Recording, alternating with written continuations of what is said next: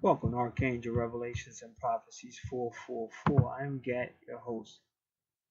A viewer requested Twin Flames natal charts analysis, so that's what we're going to do. All right. So we do look around first. Now you will receive a free report. Tells you all about astrology, the houses, the 12 houses, what they contain, the archangels, and how they correlate with the 12 houses of astrology.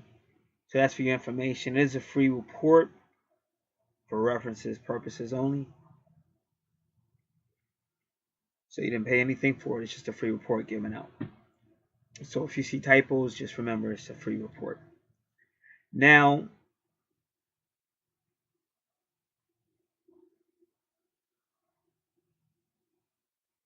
you see certain numbers like 22. And the one chart, the name is definitely a Moor name. That was the first thing I saw. Like the Moors, if you see the number 22, it's always related to Moors. Their moon, and you can see that moon is at 22 degrees. And the gentleman was born in 11:11 a.m. Yeah, that's a big number, 11:11.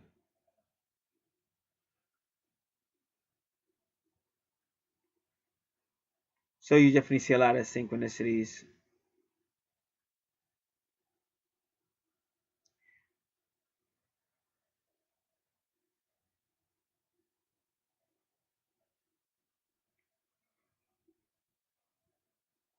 And we'll go over more as we do the chart. Okay, so now to explain, because if you visit my channel, Archangel Revelations and Prophecies 444 recently, you'll see it's new and approved.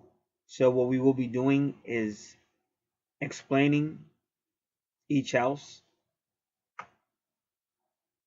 And from now on, any person is dealt on an individual basis. And that way, a person who gets their chart, they'll just have it. It's their chart. It won't have to do anything, any other readings or anything like that. Also,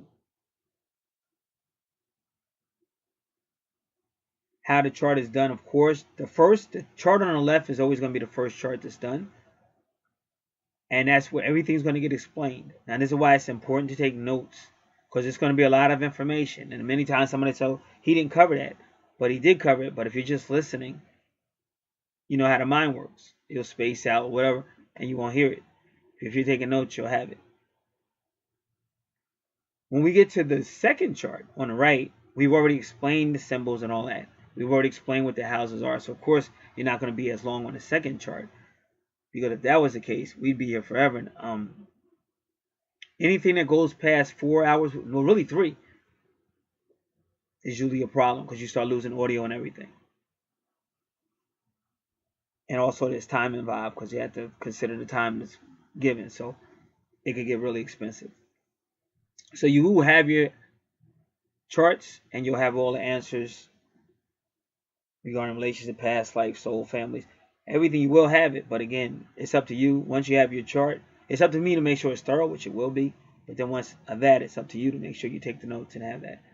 Now, again, like I said, we're doing things differently now, just to keep it running smoothly. Anybody that has questions after that, if it's already been included in the chart, then that question has been answered. So, of course, we got to take the time involved because I can't keep coming from another order to go back. So each person has a responsibility. So I just explained that. So that would be like another order because it has been explained. So now I'm just looking at the chart. So you see the number 17 a lot, numerology. Now the chart on the left would be the female. And you see 17 with him as well, with Saturn 17. 17 is a very spiritual number. That's all I'm going to say. It can deal with karma, and in numerology it goes down to the number 8. But it's just a spiritual number. And when you see Virgo, it's always spiritual. We just had the constellations line up with the Virgin or Virgo. And anytime you see anything with Virgo, that is like Mother Mary or Isis. Like she has a number 21, that's 777, and she has the 18, which is 666. In numerology, that could be perfect love, and also 777 is perfect harmony.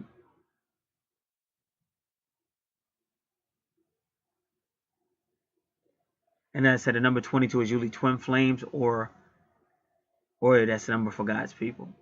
Because when you study the Bible, whenever God's about to end the age, the two witnesses show up or the two angels show up. So that's why you see the number 20 is like the twin flames. That's why right now a lot of people are getting involved with this twin flames, and because we're at the end of an age. So that's what's really going on. And even 11 will break down to the number 2.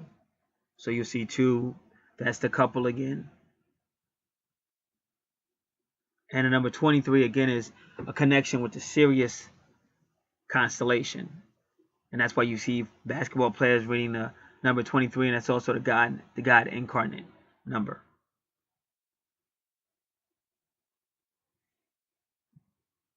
All right. So as you can see, Libra is a big connection with these two, because her sun sign is Leo. His ascendant is a Leo, his rising sign.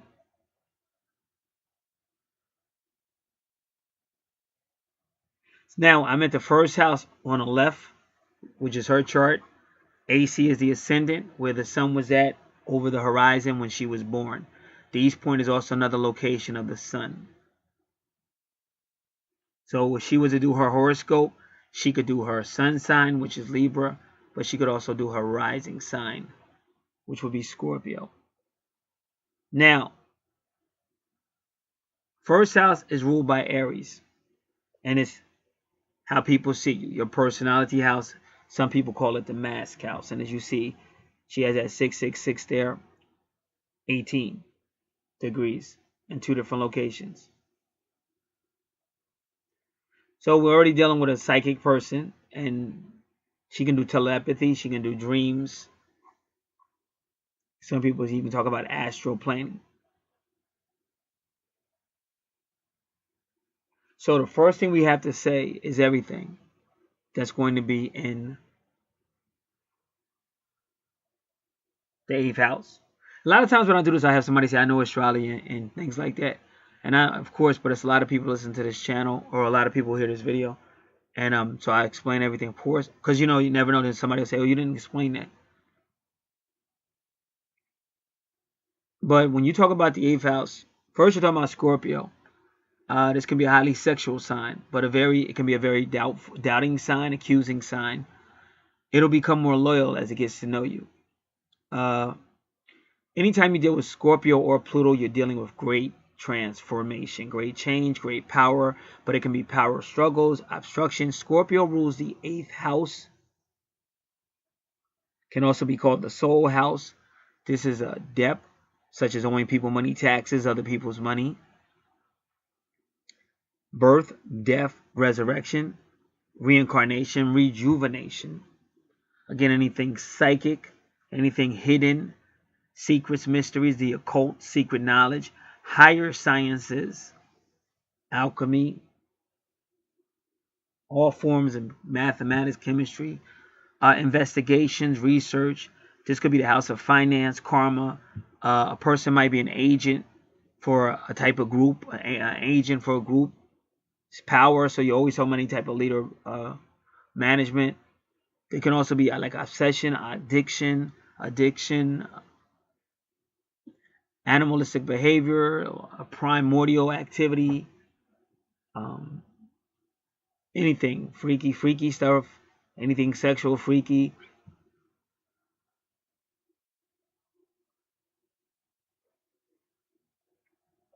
So that's all going on in the 8th house. So that will have something to do with her personality, but she'll also be a great speaker because of Mercury, and she'll have a great mind. She'll be very mental. She'll have a great mind. Mercury's mind, communications. It can also be technology.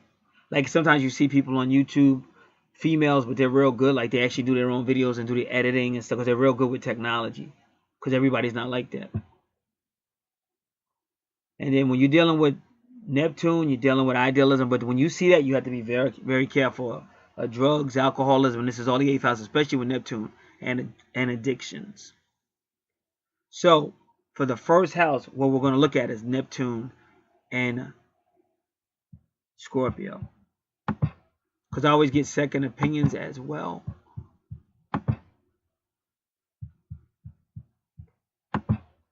Alright, so just give me a moment.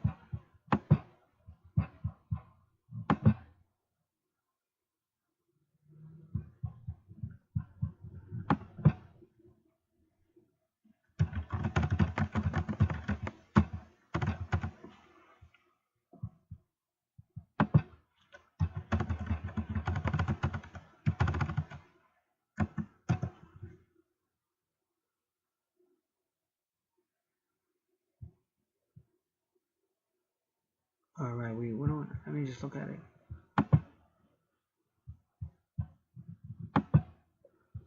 Alright. So we're looking at Neptune and Scorpio.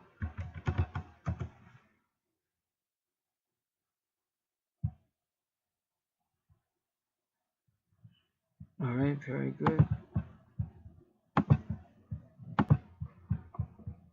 Alright, this is myastrologybook.com.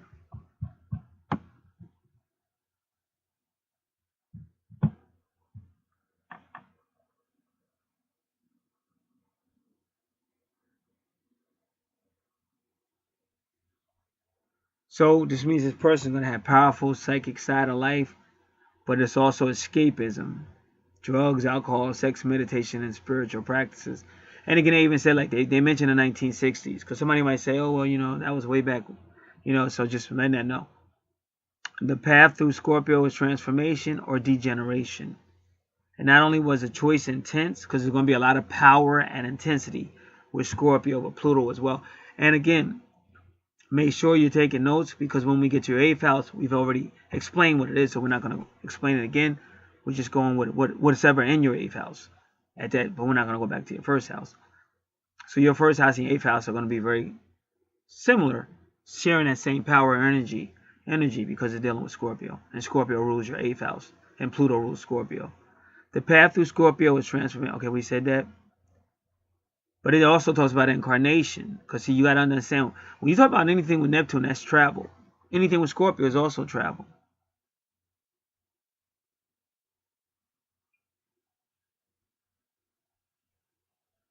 Many souls incarnating at this time were paying off past karmic debts by being born to parents abusing drugs. And he's really talking about like the 1960s or 70s and stuff. Because that was really when it really exploded. The exploration of both outer and inner worlds began with the space programs and the importation of Eastern philosophy, technologies, and hallucinatory substances. Hallucinogenic substances. Many psychics and sensitives came in with Neptune and Scorpio. If afflicted, you leave the afflicted. That's talking about angles and or retrogrades. So I'm just going to read it. If afflicted, the misuse of psychic energy in past lives requires purification in this one, or the opening of psychic centers can result in obsession. Now,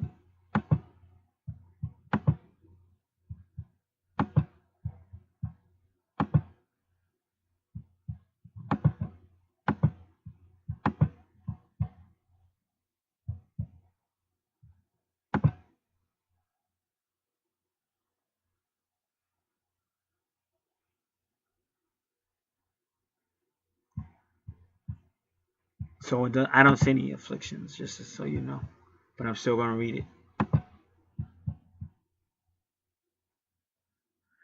If afflicted, the misuse of psychic energy in past lives requires purification in this one, or the opening of psychic centers can result in obsession. And this is why, like, the whole twin flame and twin soul is so important, because there may be things people have to work on in this life, but they're so caught up in third dimensional thinking, or they're dealing so much with the energy and the running stage of twin flames, and the egos, and they don't realize you're here, and you're really, that person really could be, you could be helping each other, but they don't understand that.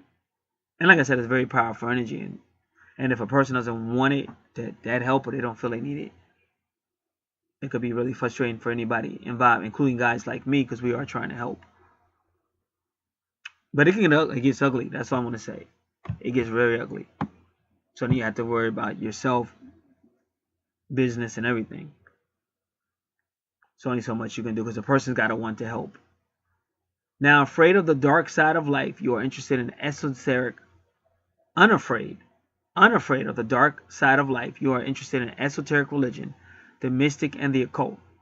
For many individuals with this placement, sexuality and physical desires are not only acceptable but also seen as spiritual. It's funny how he wrote that. That's the first time I've ever seen anybody say that. First, I'm going to explain what he said, and then, for many with this placement, sexuality and physical desires are not only acceptable but also seen as spiritual. But he's like, for many with this play, like he tried to make it seem like it's less than it is. No, like almost everybody. I'm not saying everybody, but it's more than just the way he wrote it. All right, I'll be right back.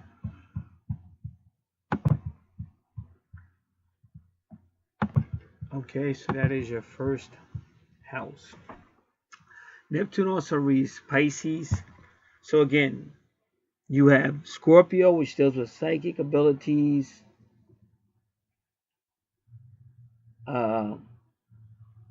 soulful spirituality, like tarot cards, and then you got Pisces, which deals with like angel cards or Christianity. And that's just general references. When you go to your second house, it is ruled by Taurus. And Taurus, that second house is about money, possessions, and how you value things. So the first thing you want to look at is Venus opposition Mars.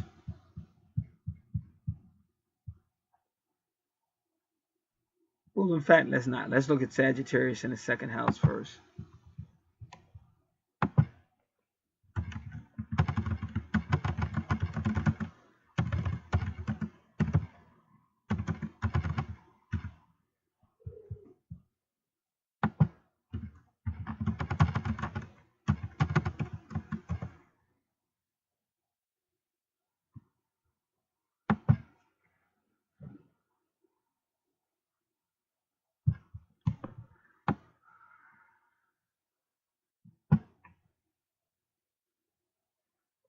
You are constantly seeking out ways to expand and grow your financial, material, and or physical resources. If you're focused on growing your financial coffers or increasing your collection toys, you are probably very good about using your financial resources toward ever larger and more involved experiences of activities that you are passionate about. You may also find that your money may be spent as quickly as it comes in, and that the more you make, the more you spend, or the bigger the purchases. Budgeting may be a challenge for you unless you have the discipline to focus on and work toward specifics with your spending.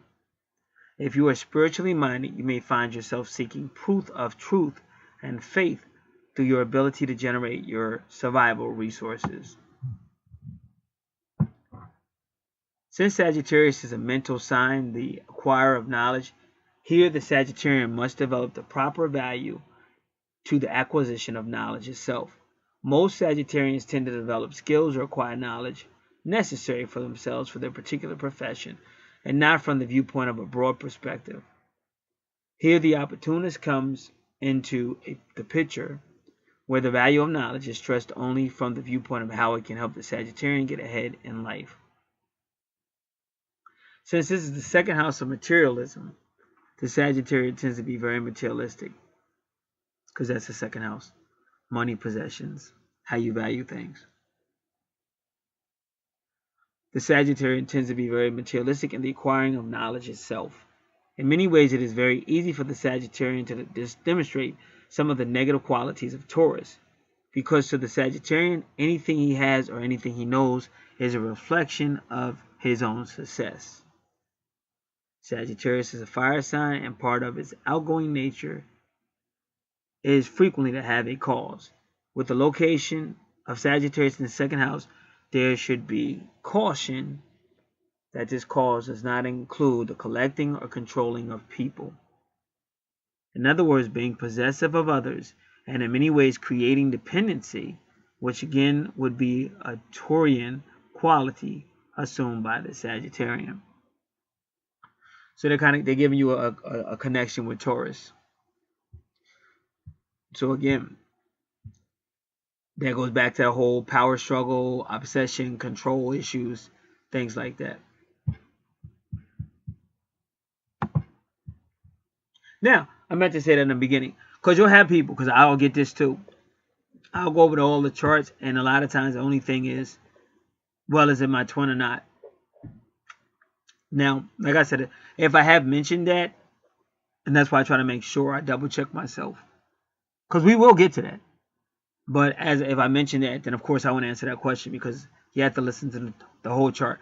That's the whole point of purchasing your charts, so you can become familiar with them. That's the whole point of the whole universal connection. It's not just, is this and that. Because, oh yeah, with twin flames, the best thing any twin flamer can do, twin soul, there is a video called The Stages of Twin Flames, or you could say The Stages of a Twin Flame Relationship. It's by DNA Awakening. Anybody who thinks they're a twin flame, twin soul should listen to that video. Because like I said, what you're learning, you have a lot of power issues, a lot of healing that needs to be done. And you have people that will come with that aggressive push. And it's not helping them. And my background is always spiritual. So I am honestly trying to help. But at the same time, I know you have to respect your natal chart. If you get angel card readings, you may want certain questions answered, but they may already told you right now you need to work on this. And then some people may get upset with that. So that's why it's called angel guidance. It's like you're supposed to be allowing the angels to guide you. So if a person has a headstrong push to what they want, this will not be the best route for them to take, because that person's not gonna fall in line with them, what they're being told. And it's not, none of this is to hurt you, it's to help you. That's why everything's confidential. And what people don't understand, once I complete a natal chart, that's it. Like, it goes out of my mind. I have people ask me questions like within that week, and I won't remember it. But I do that on purpose, because I do a lot of charts. So therefore, I'm just trying to help. But that's why I try to teach anybody. It's up to you to take your chart and really study it. Take notes. Notice the challenges. Make goals. Because that's how your relationship gets better. Otherwise, you're hit with a power surge. You're hit with a power surge, and nothing's going to change. In fact, if you see yourself really trying to get into an argument or stuff like that, then you're totally missing the whole point. So that's why I said I'm new to this. Like, I know a lot of information, but as far as helping people with their charts, I'm new to that. So that was a lot of backlash, because you're dealing with a lot of energy, a lot of aggressive energy. So that's why I said it. It's just better to just read the chart, and the person can come to their own conclusions and keep it business. Because believe me, I was honestly trying to help, but it's just gotten way too intense. So all questions will be answered. So it's just good to listen to the chart. Hopefully take notes and put your challenges down.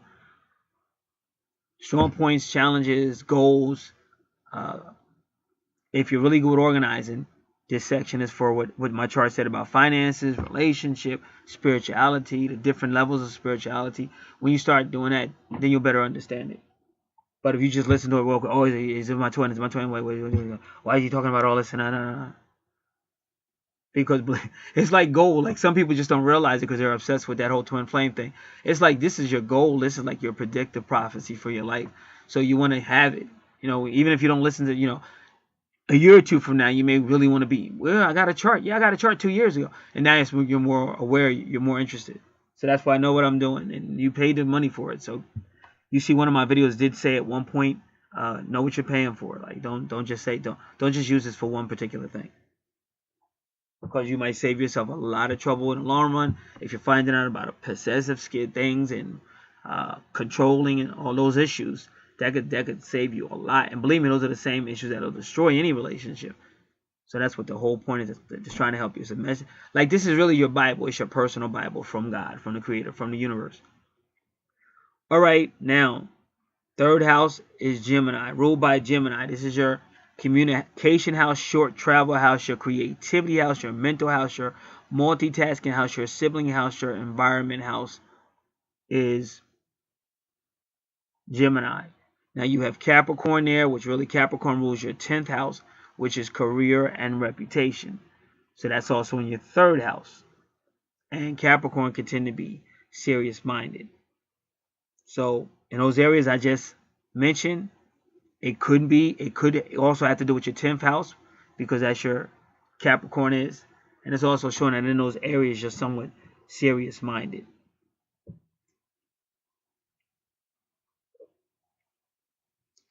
All right, now we're going to go to your 4th house, and you got a lot of good things there. You got Lilith at 22 degrees. You have Pallas, and you have Juno. A lot of feminine asteroids in your 4th house of family. So we're going to take that house. And the first thing we'll do is get Aquarius in your 4th house. And then we'll do the other ones as well. But that's a very feminine house. We'll be back.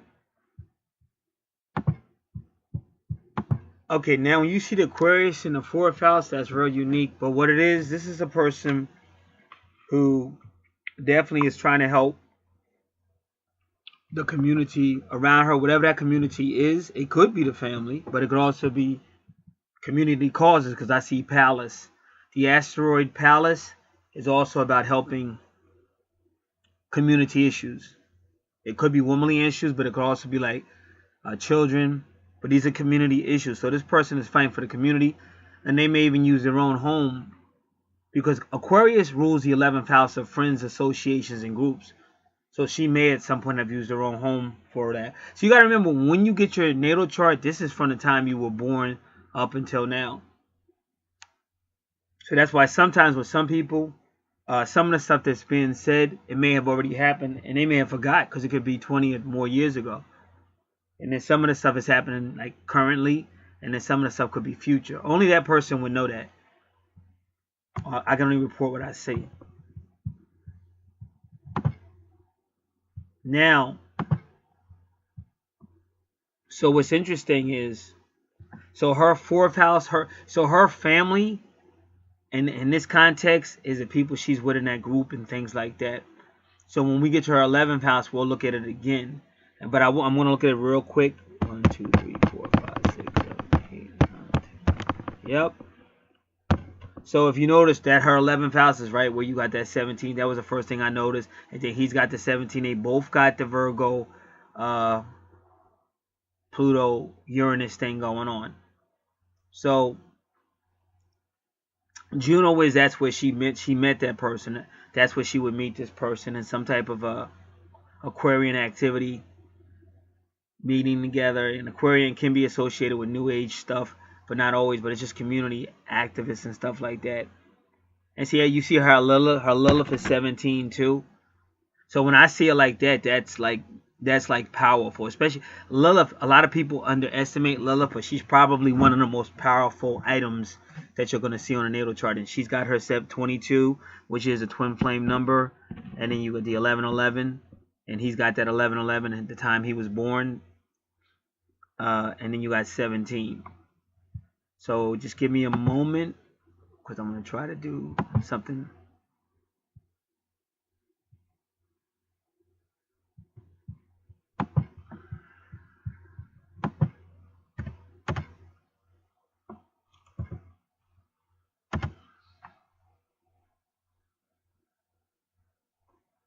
All right.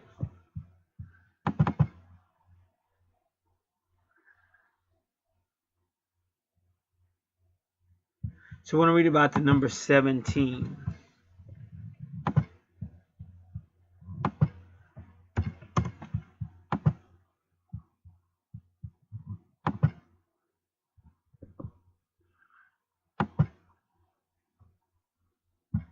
So it's it's called Karma Castle with a K. Karma Castle with a K.com.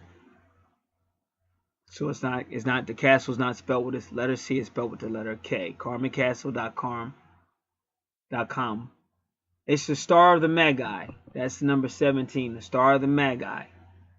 This is a highly spiritual number and was expressed in symbolism by the ancient Chaldeans as an 8-pointed star of Venus. The Star of the Magi is the image of love and peace and promises that the person or entity it represents will rise superior in spirit to the trials and difficulties of earlier life or past life, with the ability to conquer former failure in personal relationships and the career. So now you're going back. That's why you have Capricorn and Gemini, ruled by Gemini, third house, and that's the twins again, because Capricorn will represent career and reputation. 17 is the number of immortality and indicates that the person's name will live after him. This is an extremely fortunate compound number with one warning. It reduces to the single number 8, so it's important for anyone with 17 as a key number to carefully read the section about numbers 4 and 8. So it's dealing with karma, and you're going to see that on your natal chart. So you're starting to see little hints of a soul connection, a karmic soul connection. Because remember, I have to start from the beginning as I see it, as it's revealing to me. It's never like an assumption or nothing like that. Like I have people to write me long notes and I won't read them because I'll look at the chart and everything. Or if I'm doing an angel card reading, like I may eventually look at the note, but it's only after I'm going through everything, because it's going to be covered for the most part. And if it's a need to go back, which I've never seen it happen, but if it isn't, I could go back. But I never let something influence me, because this is all it really is. And I'm going to be honest, like you really can't come and ask for angel guidance and get it and then get mad. That's a little immature. And then now you're fighting against the angels. See, I really believe this. Like, this is not a joke for me, because I know how much they changed my life and how much they're active in my life. So every now and then you'll meet somebody who wants to start a whole lot of stuff that doesn't need to be started. And at the end of the day, you're fighting against spirit. You're fighting against angels.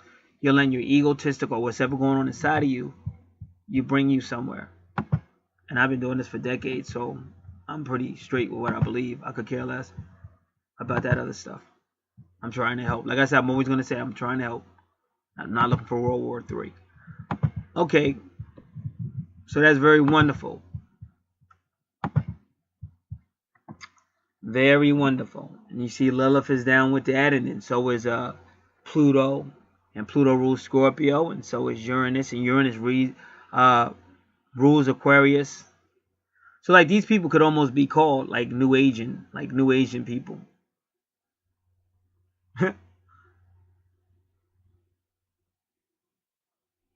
All right. So now what you really want is Lilith and Aquarius. Now hopefully Bob Mark Astrologer will be able to help us.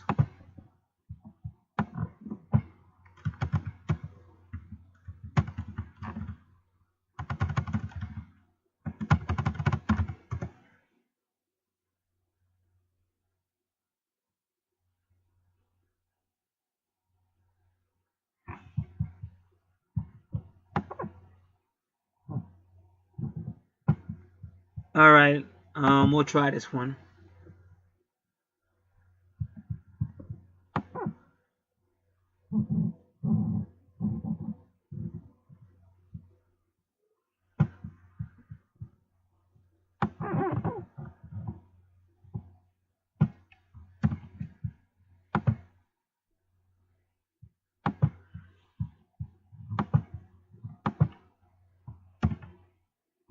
Give me a second.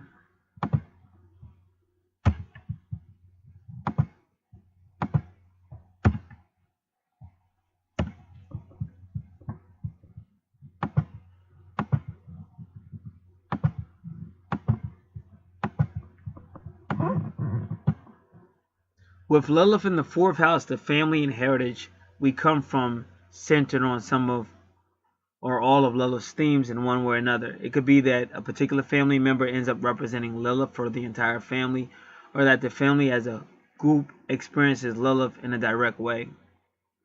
Or it could be that many members live Lilith stories from one side to the other, shunning or suppression or wildness and punishment for it.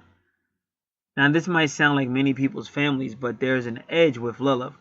The stakes of either forceful, authentic self-expression in the family or at home. Give me one moment. Or leaving it behind to create a new life elsewhere to maintain wholeness. Or those of suppressing the expression of self and other are high. In other words, there is a great investment in such families, either of trying to be Lilith or trying to suppress her, or both, possibly resulting in generations of what may seem on the outside of it to be a war between the sexes or other sort of power struggle between one faction and another, old and young, foreign and domestic, etc. People with this placement need to accept these realities and learn to manage their own emotional landscapes with consciousness, compassion, and intention.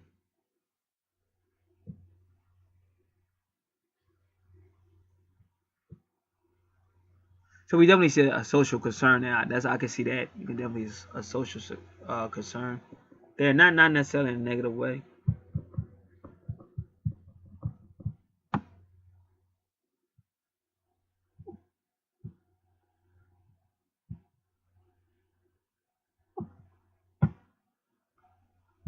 Alright, so just give me a moment, because Lilith is not a lot about Lilith online per se.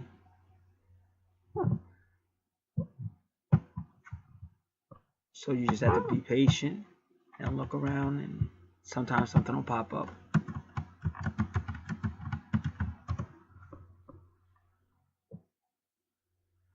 Alright, give me one moment.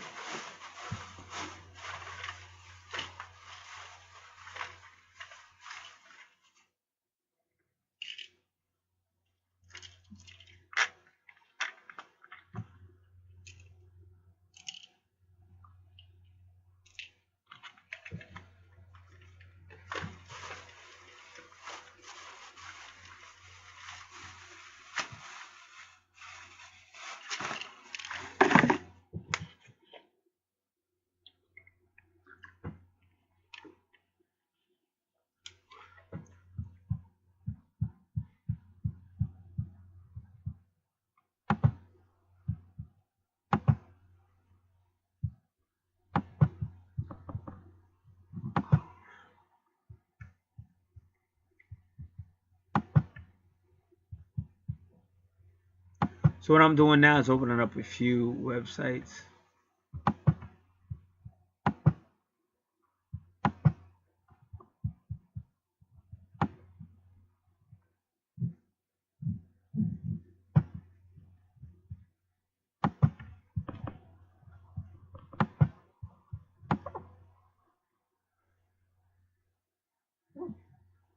Now this is a straw. I don't think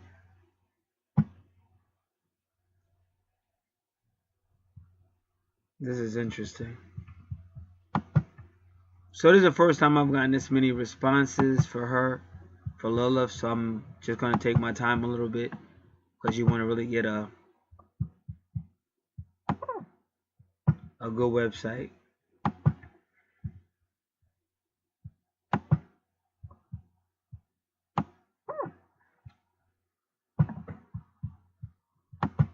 All right.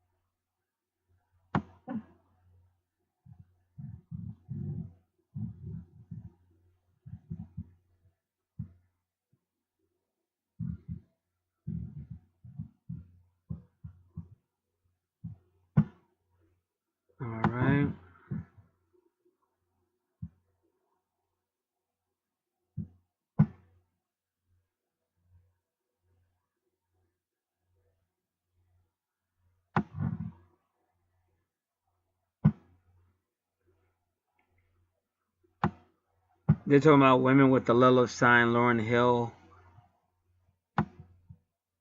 Her name is Leah Seydoux, so it's like Lena Dunham, Angela Houston, Marilyn Monroe, Kylie Jenner, Kim Kardashian, Beyonce Knowles, Serena Williams, Nicki Minaj, Sarah Jessica Parker, Willow Smith, and Rashida Jones. But everybody got Lilith. I don't know why they did that. I mean, everybody got Lilith on the chart. Okay, here we go. Now we're just, like I said, I'm just learning to make sure I'm learning, because some of these I never saw. This is the whowitch.com. I have been to her thing before, but not too much on Lilith, because your Lilith is in Aquarius.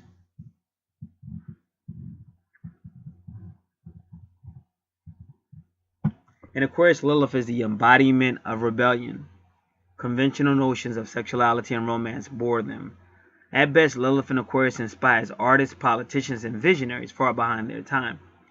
So again, this is like your family. This is like your 4th house is your 11th house. So your family is going to be involved with, because family can be what you're born into. Family can be you and your mate. Family can also be the people you're around a lot, whether it's for a cause or a job. It just depends. But this is definitely about social reform, and it does have that you have Palace there, so it's definitely feminine strength. Their hopes, dreams, and desires are completely out of this world, so much so that many of their worldly companions find them distant or alien. That's interesting.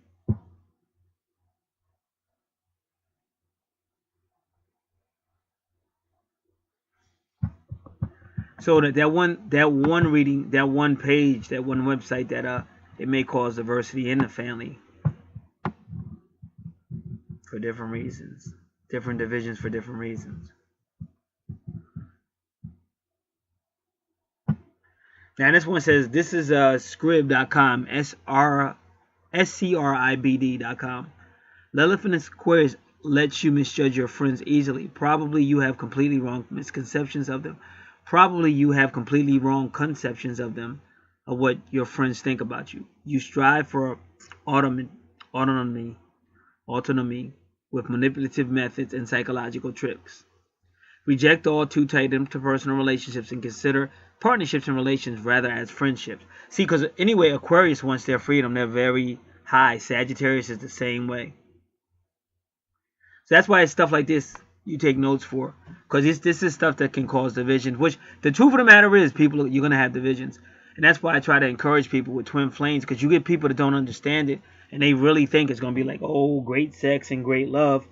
And sometimes it is in the beginning, but then it's going to go into separation, where you actually hurt each other. That could be the worst thing you ever go through, is that whole twin flame, at least in your top 3, of pain and breakdowns and humiliation and all kind, be twin flames. So you have to know what that is. And you have to know how to deal with it, because, getting mad at other people or lashing out at the card reader or the person that's trying to help you is just foolish. So you got to learn how to deal with that energy coming your way, because it's all about breakdown and healing. And so when you get your natal chart and it's saying certain things, just make a note. It takes a little humility, because you'll have somebody that wants to, again, lash out. Hey, that's not me. I'm not that way anyway. It's like, hey, really, dude, I'm just reading what's on the chart. I went through the same thing with my chart. So you got to deal with it. If you don't feel it applies, and you'll hear other readers say that. They'll say, hey, if you feel it doesn't apply, it just, go on. And I've heard other readers say, hey, if this isn't resonating with you, go where it is, because you get hit with a lot of intensity. And like, if I've never had to deal with that before, so it is what it is. So it says, you surely hardly tend, that's what they wrote too. I'm reading it exactly how they wrote it. You surely hardly tend to commit yourself, although you want to express any certain inner urge. Your fairness, tolerance, global thinking, and humanity are noticeable, and you may argue with degenerate art or queer music styles. Though your intuitivity is remarkable, you could tend to be a non-perception of the mentioned things. So that's deep. But again, sometimes Aquarius is associated with weirdness. And remember, your third house and your fifth house are also houses of creativity.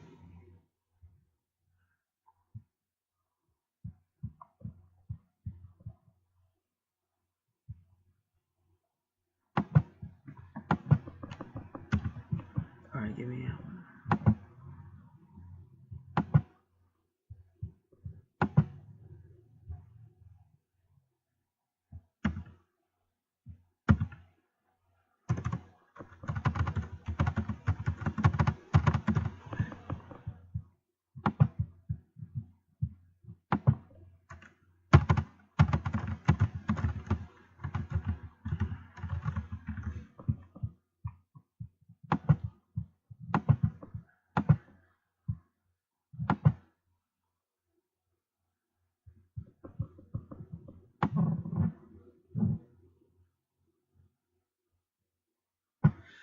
Now this is AstroEsotericPro.com. AstroEsotericPro.com. Lilith, let's do it again. Give me 1 second.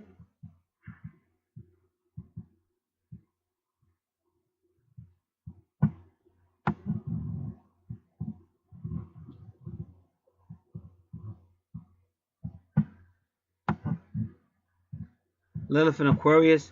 This person aspires to total and absolute freedom, ignoring and disregarding real circumstances, any prohibition having for her the effect of a red cape waved before a bull. Her sensuality manifests in an anarchic way. She is a constant search for something new, unusual, striving, and has a strong need to smash everything, to put everything upside down, starting with formalities. So that's interesting. You got that Uranus over there. She shows irresponsibility, carelessness, and lack of reliability. She loses her sense of proportions and tends to exaggerate her own importance and authority. She deliberately ignores the principles of morality and betrays her friends. This is a person who likes to play the role of a descendant.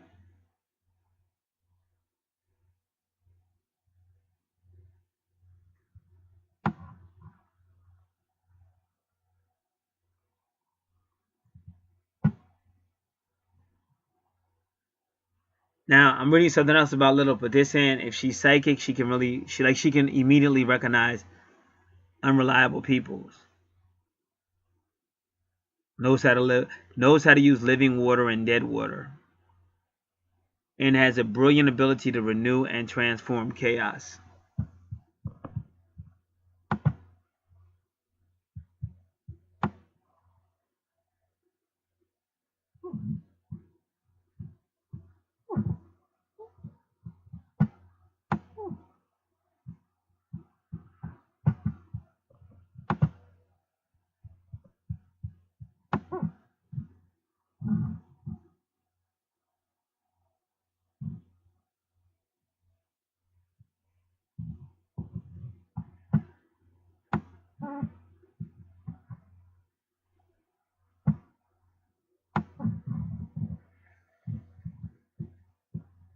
Now this is astrologyclub.org. Lilith in Aquarius. Lilith in Aquarius. Rainbow, alluring, unconventional, evolved, free, experimental, open, revolutionary, visionary, feisty, original, liberated. Lilith in Aquarius can be free by accepting all parts and appreciating the rainbow of energies.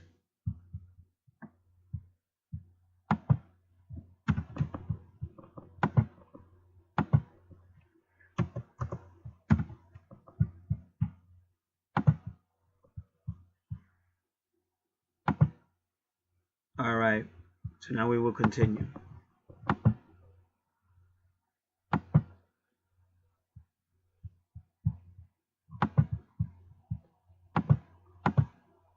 All right, give me 1 moment.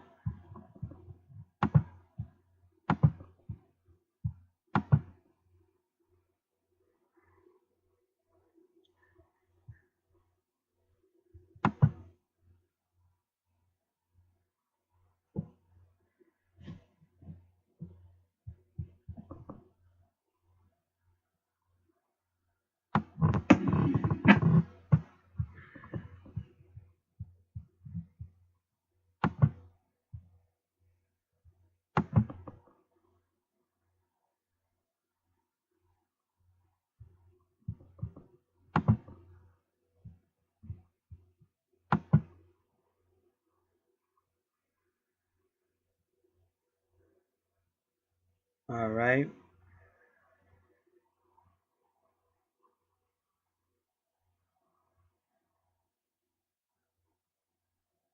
Now you have your 5th house ruled by Leo. And just so the 4th house is ruled by Cancer. Now the 4th house ruled by Cancer, but it also deals with teenage to adult, education, vehicles, and travel, land and property, family and ancestors, and also the person who played the mother position when you were young, which is Imum Coeli.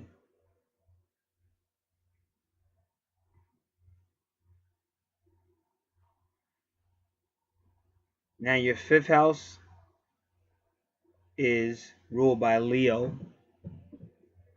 It's all about having fun, travel, children, childlike activity, entertainment, taking risk. If I didn't say it, childbearing, romance.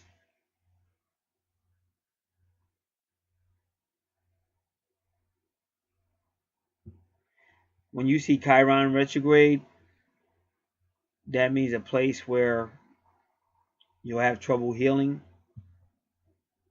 And also Curious retrograde, again, that's usually nurturing, but a place where it's not really nurturing. So if you notice on your chart, that's exactly where you have your retrograde show up, right at this 5th house.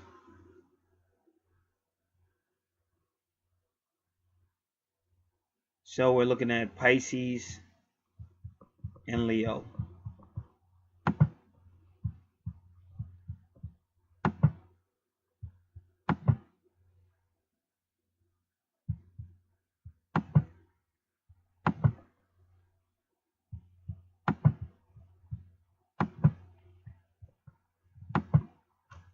Pisces in the 5th house, because that's what's ruled by Leo.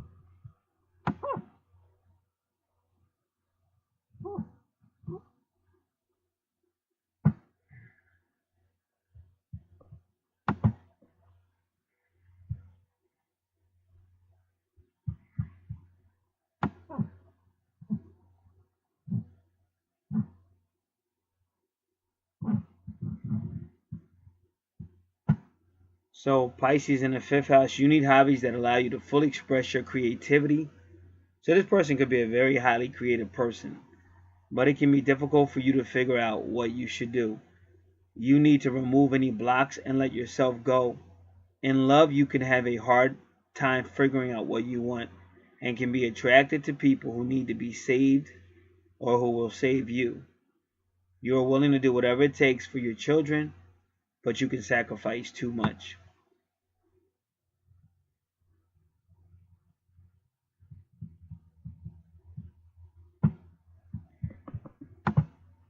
You also have Saturn in the 5th house, but your Saturn is retrograde. So you want to remember that, because we're still going to, if I read it, we still have to go back because your Saturn is retrograde. So what I'm about to read, we still have to go back and apply the retrograde. With your Saturn in your 5th house, you have a hard time having fun or being spontaneous. But they're saying if Saturn was direct. So what I'm going to do, I'm going to save that, because we want to do it. We want to do retrograde. Now, what they're showing you in your chart, which I've seen before, but you have a direct connection to your 11th house. You can just look at it and see it. And so does he. It's more like that whole Capricorn. See, if you see what's going on there, see that Capricorn going on to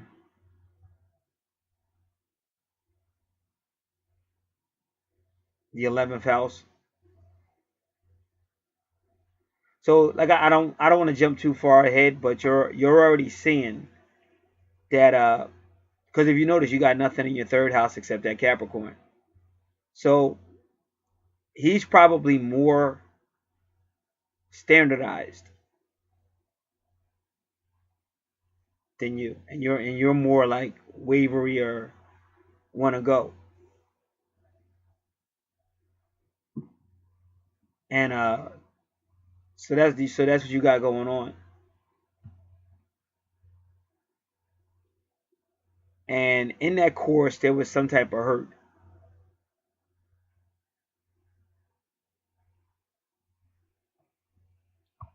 And that's where you got your Chiron retrograde.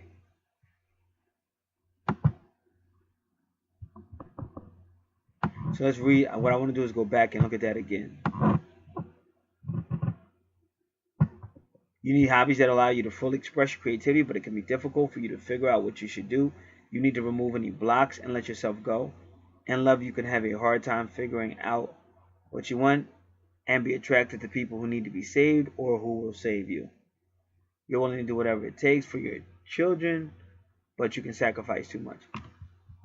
But it's also spiritual. You can't leave out the fact that Pisces is spiritual. And again, it's a psychic thing going on because Neptune rules Pisces. So your 5th house is going to be connected to your 1st house is going to be connected to your 8th house, which we're going to study that anyway. Because whenever you do the 5th house, there's a website called Sexology or something, and they always connect your 8th house to your 5th house. So we're going to do that anyway. But your 5th house definitely has a lot to do with your 11th house.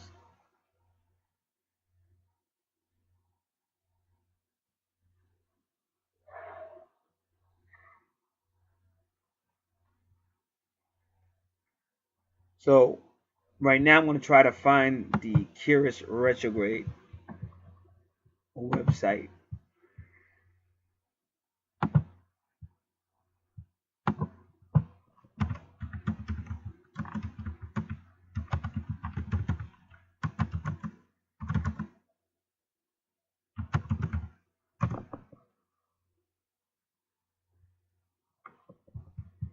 And I think I did.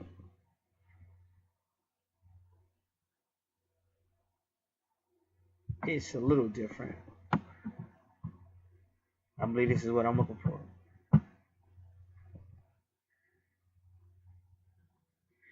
When Curious goes backwards in a sign, this is a time when your nurturing will need to be involved inward.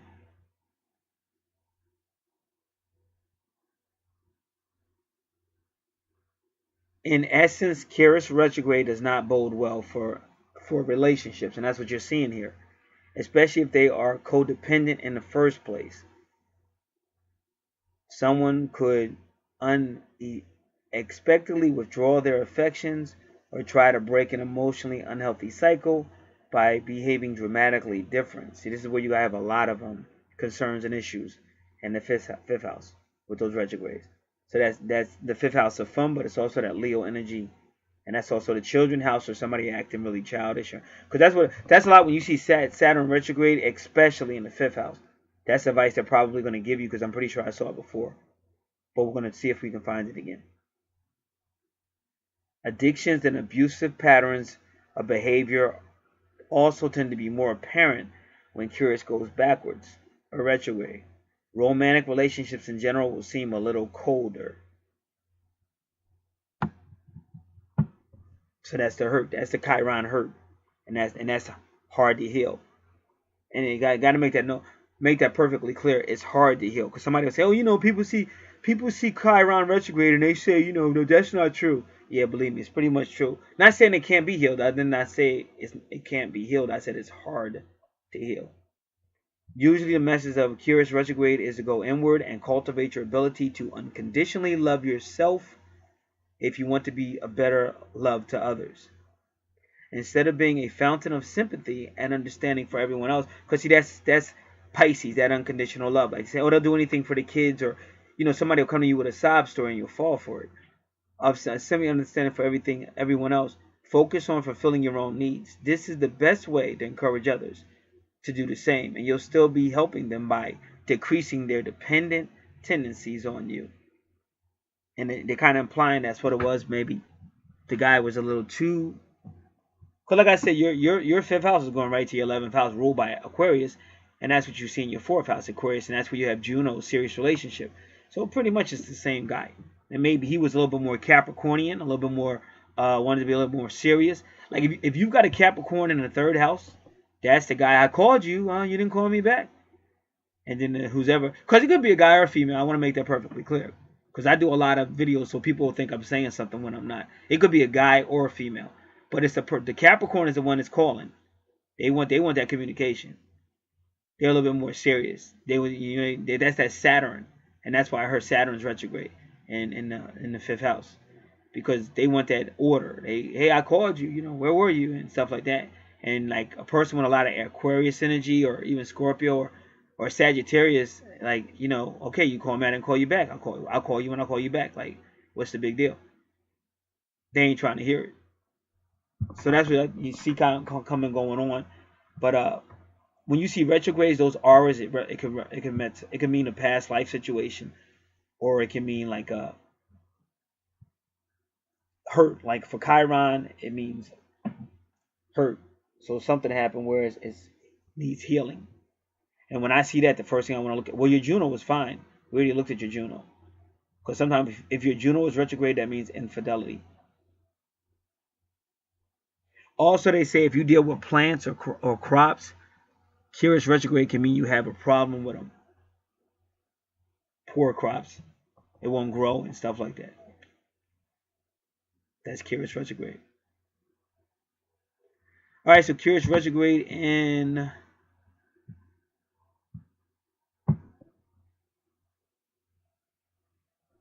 Aquarius.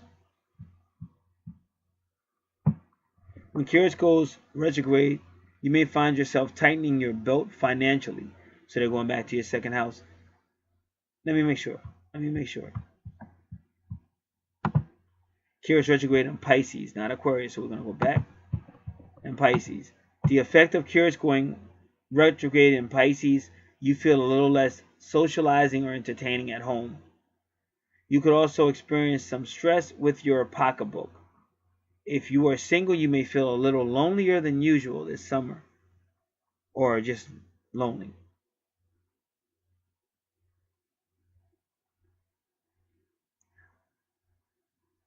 They say for males, but I'm going to say for everybody, be careful of an older woman.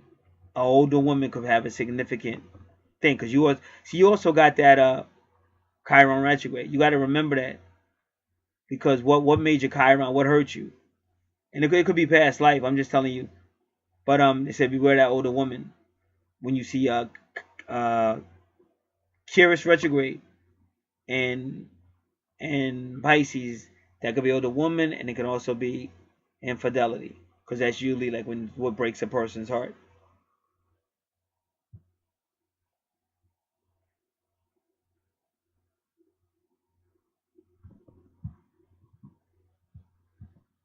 Now,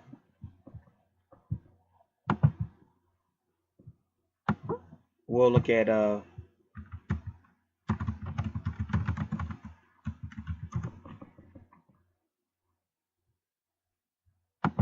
Saturn retrograde.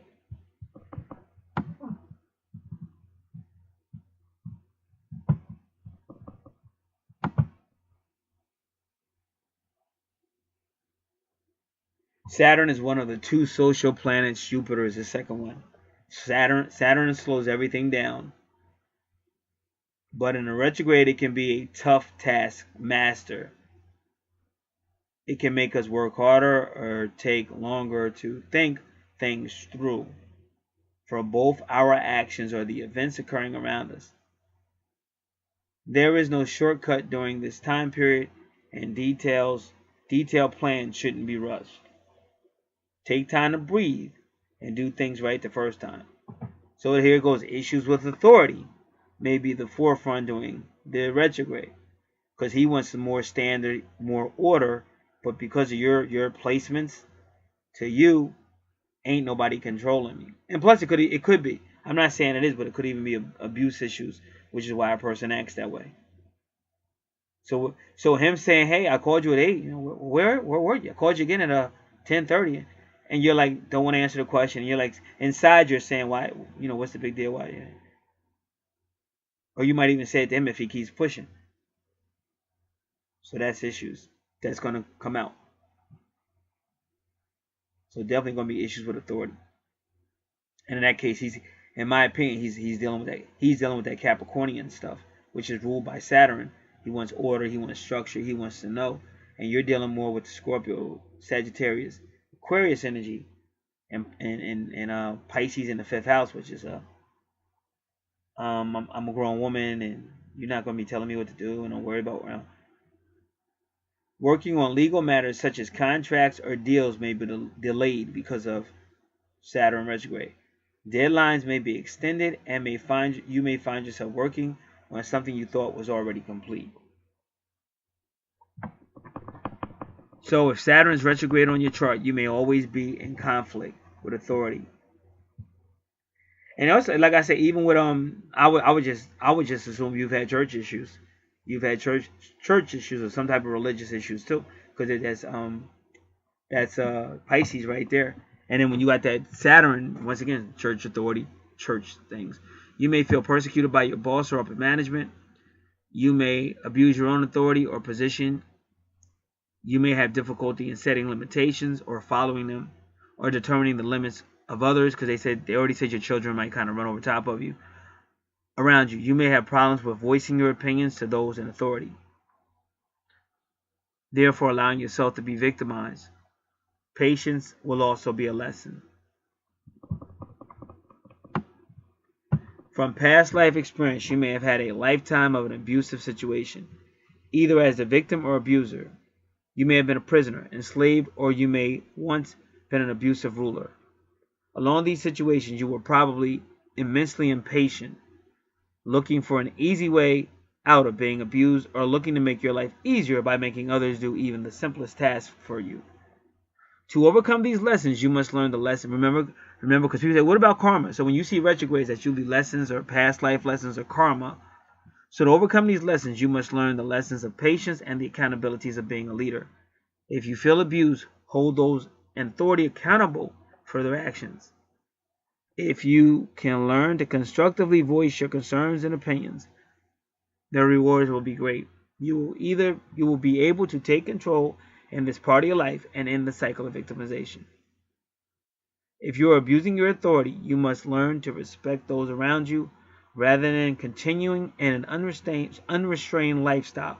Because that's really what it is. Like this, like it would be a wild child. She just want to do what she want to. Saturn retrograde in the 5th house, that's somebody just want to go. So it says, rather than continuing in an unrestrained lifestyle, focus on making plans, setting strategy, and working hard on your task or goals. All right, now it's from Pagan's Path, dealing with retrogrades. And that's the 5th house. But now where we're getting ready to go. Because I'm just going to look across it. No, see, I really want to take some time in your 11th house, but your 11th house is connected to your 5th house, because that's one of the main houses that keep you and him together, is that 11th house.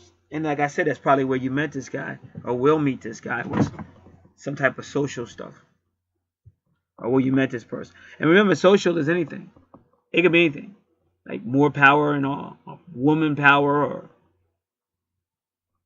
we're going to make the world know more about us and respect.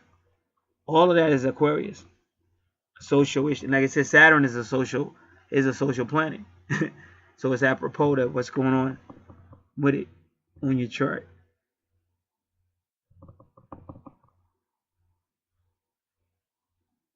So now we're going to do your 5th. Now we're going to do sex astrology. Let me 5, 6, 7, 8. So you got Gemini in your 8th house, which takes you back to your 3rd house.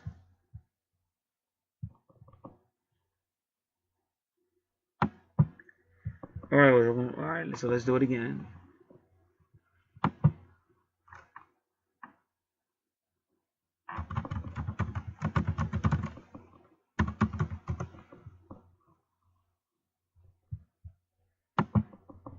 So now what we're going to do is Pisces in the 5th house, Gemini in the 8th. It's funny how they did that. This is so funny, okay? Anything to be a pain. Give me a second.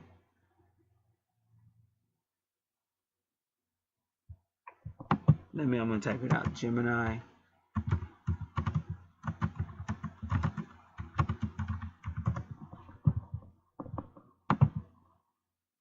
Alright, here we go.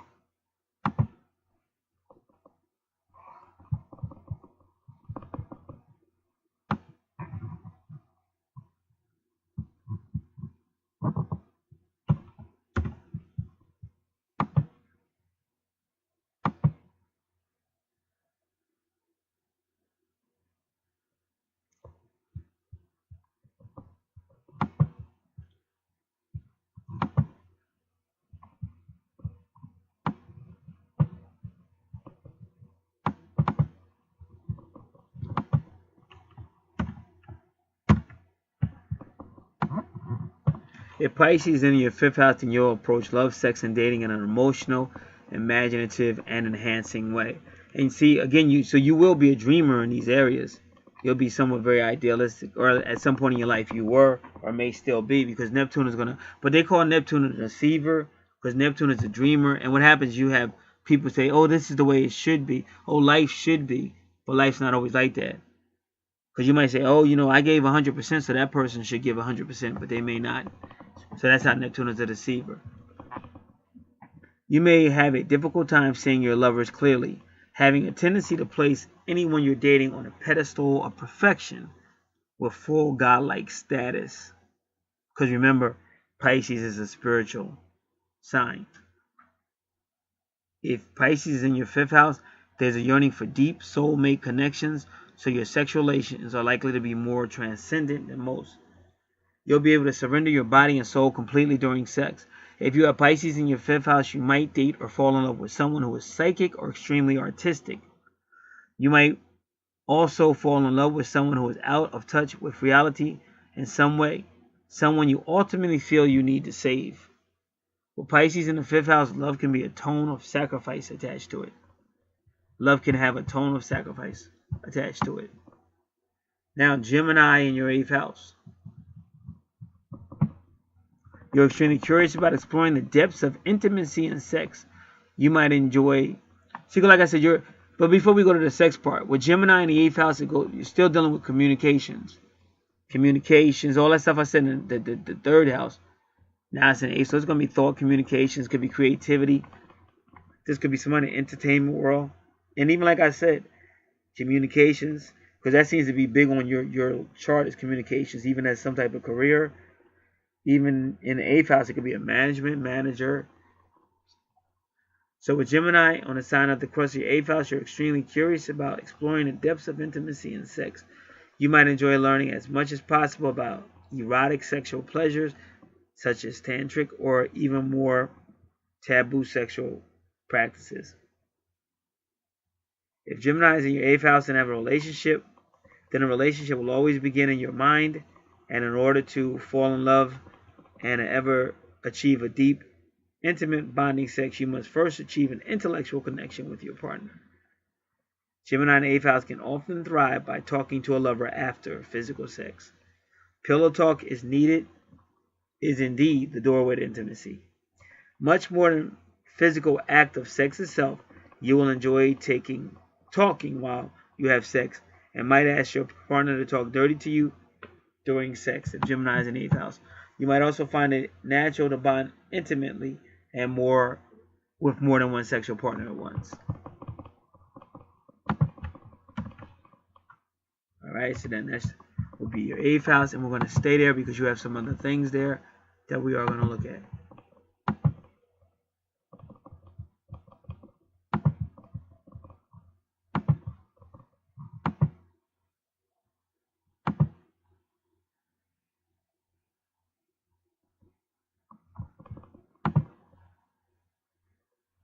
All right. So again, you see the moon there. So it's very psychic. So you're a very psychic person, and yet the moon's going to affect you. The moon phases are going to check you. If you ever get an angel card reading, if you haven't already, you're going to have a card probably come out that tells you to learn your moon cycles.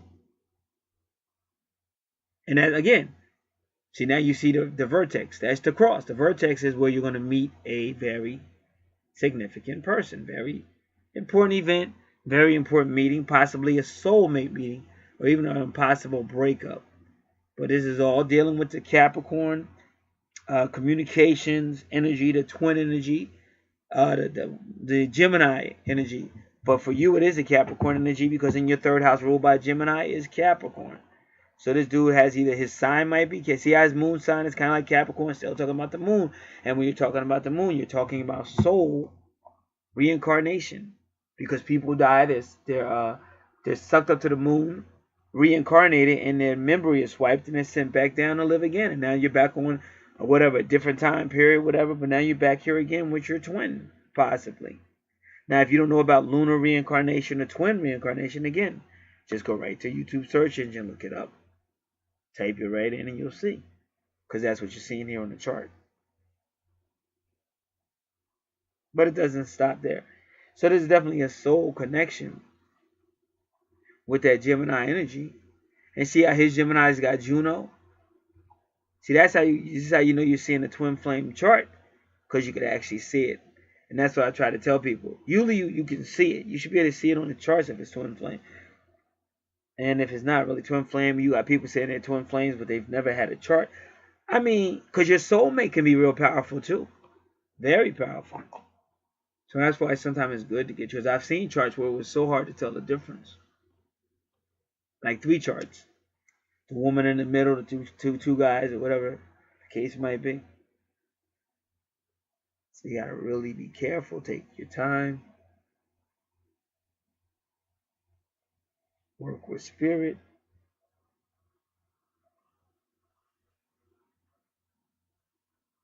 And we're not going to touch on it yet. But you can see Jupiter's right there. It's so close to your 8th house. It's not funny, but we're going to leave it as 9th house. And that'll be an interesting house to get to. Because Jupiter rules Sagittarius. Sagittarius rules your 9th house. So it's going to be interesting.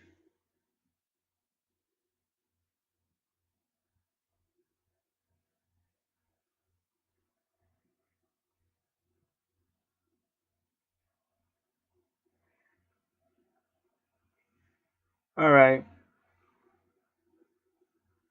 So this is definitely a soul house, twin soul house. Definitely a twin soul connection.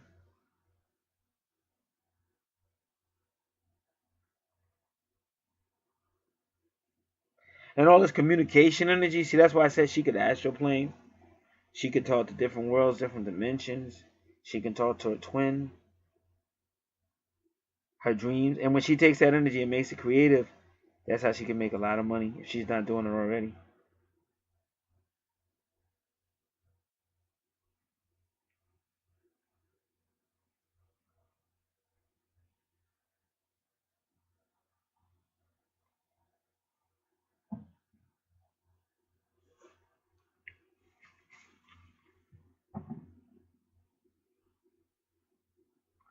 All right. Now, True North knows. So this is your life purpose. When you see a little horseshoe, True North knows. But here's the catch.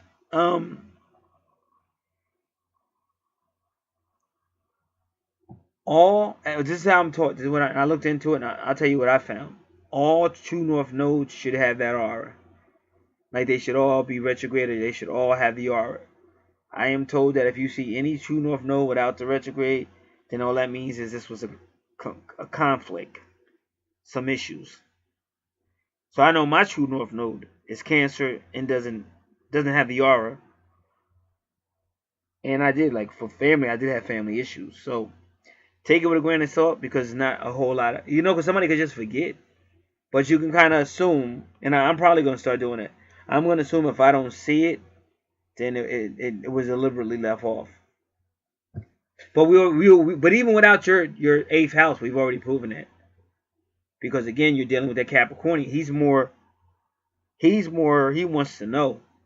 And that not all guys are like that, but that is a typical guy. See, women, and that's why you got that Mars and Venus, which I meant to check out. We're gonna go back over there because men are like they like dogs. Dogs want to sniff everything and watch everything. You get up, they get up. Cats is like cats will come up to you when they feel like being bothered. If not, they really prefer you leave them alone. It just depends on what cat it is. With some cats, if they don't feel like being bothered, you could be like, "Come here, come here." That cat will, just look at you. Come here, get the ball, get the ball. But they like to play with the ball and stuff. But when they get in their little moods, because this person knows Morris. You know how Morris was. And that's you. You should. I know you related to Morris because you got that Morris in you. So I know you loved yourself some Morris cards. Don't even act like you didn't love yourself some Morris commercials. Because you know how a cat get. They don't want to be bothered. They don't want to be bothered. So that's why I'm saying he's more like a dog. He's more like, hey, what's going on? Hey, where you going? Hey, can I come? Hey. And y'all already dealing with that Scorpion energy, obsession and addiction and codependency. But you, even though you have those energies, you also have a lot of energy that says, listen, man, I want to do my own thing. So that could lead to him being like confused.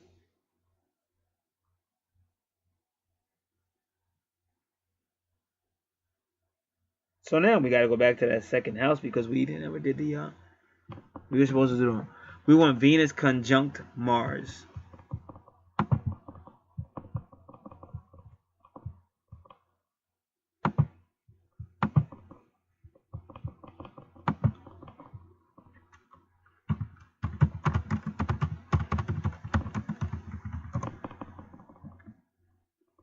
All right.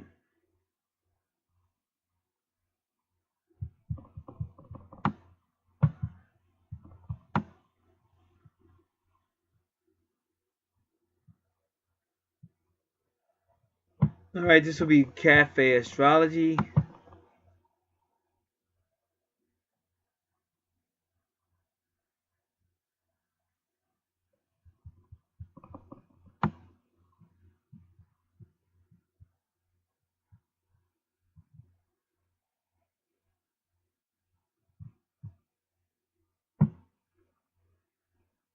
The blending of the feminine and masculine energies within is a natural process. Although other aspects to the conjunction will tell the whole story as to how this is done. These people possess magnetism in spades. They live and breathe romantic sexual relationships. It is generally easy for them to form relationships unless the conjunction is severely afflicted, which is not. They use sexuality, and they are generally quite impulsive with regards to entering new relationships. Relationships are not only important to them, they require a fair amount of excitement, adventure, and passion in their pairings in order to feel alive and vital. So you see what's going on. She's like life, but he's not that fun. Like he's more Capricornian. And that's what the problem. That's one of the big problems on this chart. I'm just reading the chart, but so she's already got, because of whatever she's been through, she's already got that rebel thing going on. So he means well, I think, but she doesn't perceive it that way. She's like, you're not gonna be telling me what to do. So that's why I'm telling anybody listening that you have to really realize what's going on here. And you know, like I said, I really am just trying to help. I mean, I'm talking to everybody. I'm just trying to help, but you have to understand, like I know I understand higher metaphysics, and you got to understand that everything came out of the darkness, and the darkness is the divine womb, and then the light came out. So they, you know, it takes a while. You have to understand the essence of why a woman feels a certain way. Now I did a video on my channel, Real Life and Metaphysics, but I forget what the name was. I just did the video though. I just recently did it, but you have to understand what happened, and there's a reason why women are the way they are. And this is the reason why men are the way they are. Because you got to go all the way back to the beginning of the light. Because before the light, it was just feminine. Feminine dark energy. Feminine dark matter, whatever. Mother matter. And that's what's going on. So what happens is And if a guy understands this, if he really wants to be in a relationship, he has to understand that. Because she's gonna perceive certain things certain ways.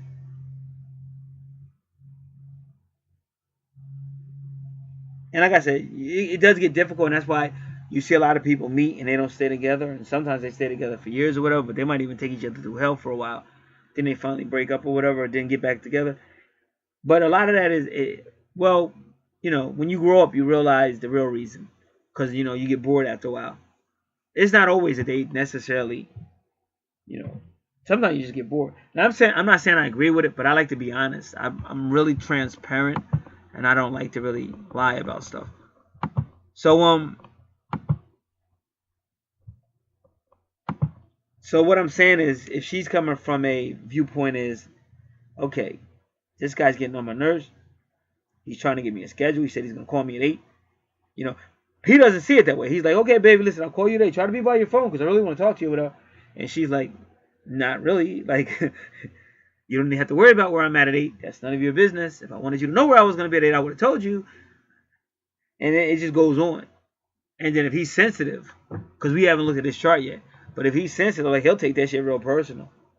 And then she's looking at him like, oh, you big baby.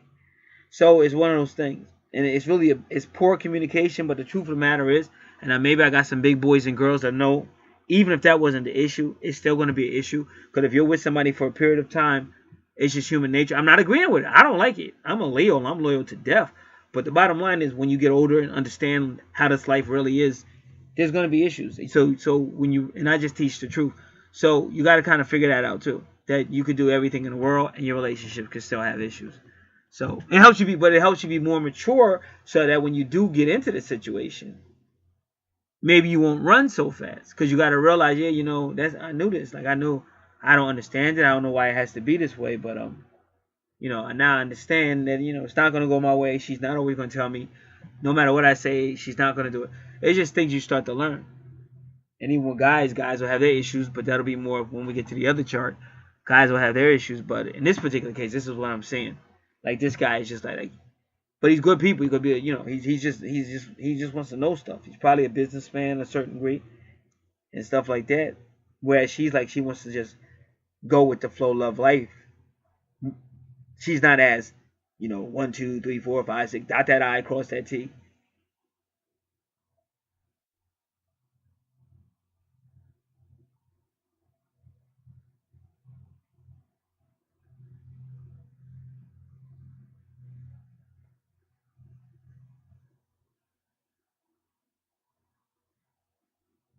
So it says relationships are not only important to them, they require a fair amount of excitement. So that means fun, excitement. And see, this is all the 5th house.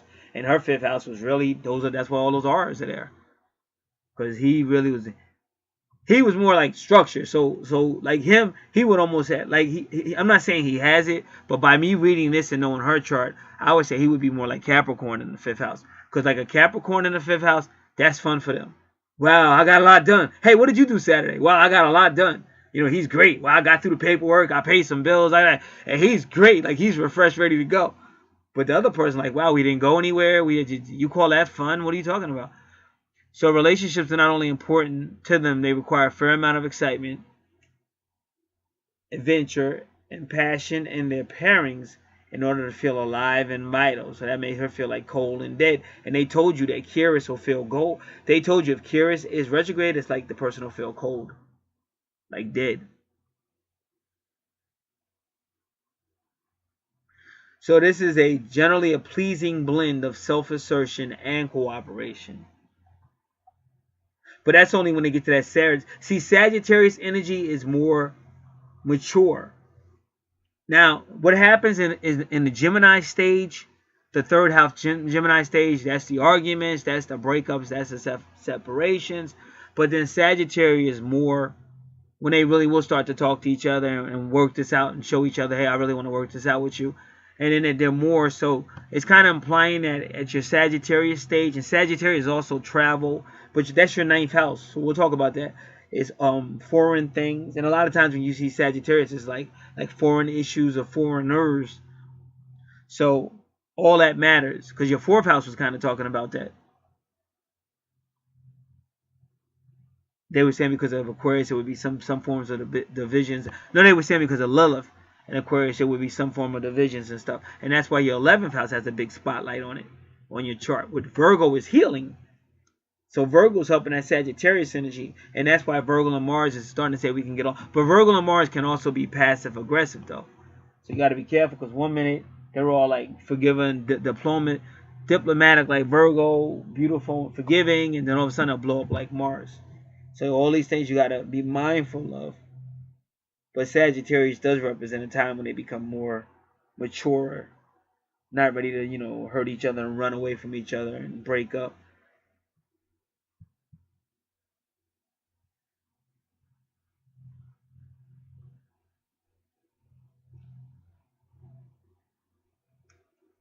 So they start to be more when the Mars and Venus becomes more balanced, they learn how to not step on each other's toes so much, because you know Mars can be real aggressive with that Aries energy. In some cases, men with this aspect may be too dominating in romantic situations and might gain a reputation for being macho. This is not always the case, however. For the most important part, these people are quite direct about what they want in a relationship, and they are quite passionate when it comes to going about getting what they want. It can be a challenge maintaining perspective when it comes to relationships. These people are generally highly creative and are bent on finding outlets for the creativity. Their vitality and warm energy is something that can be felt by others as it lies just below the surface.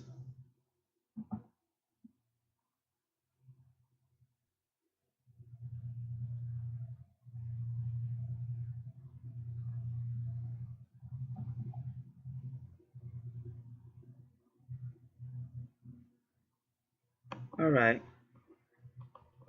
So that gave more insight to your second house.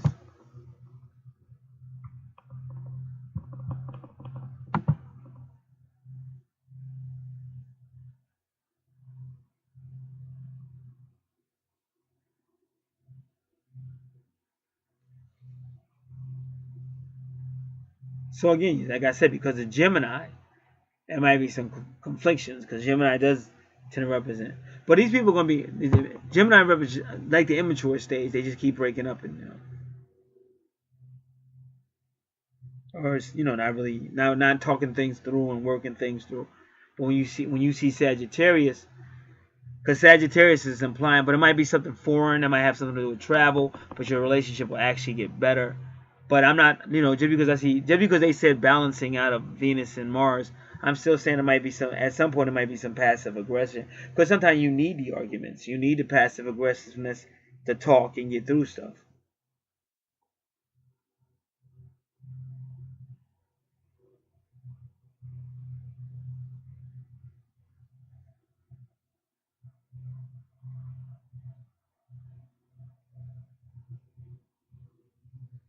Now, your 4th house, Cancer, in the 9th house.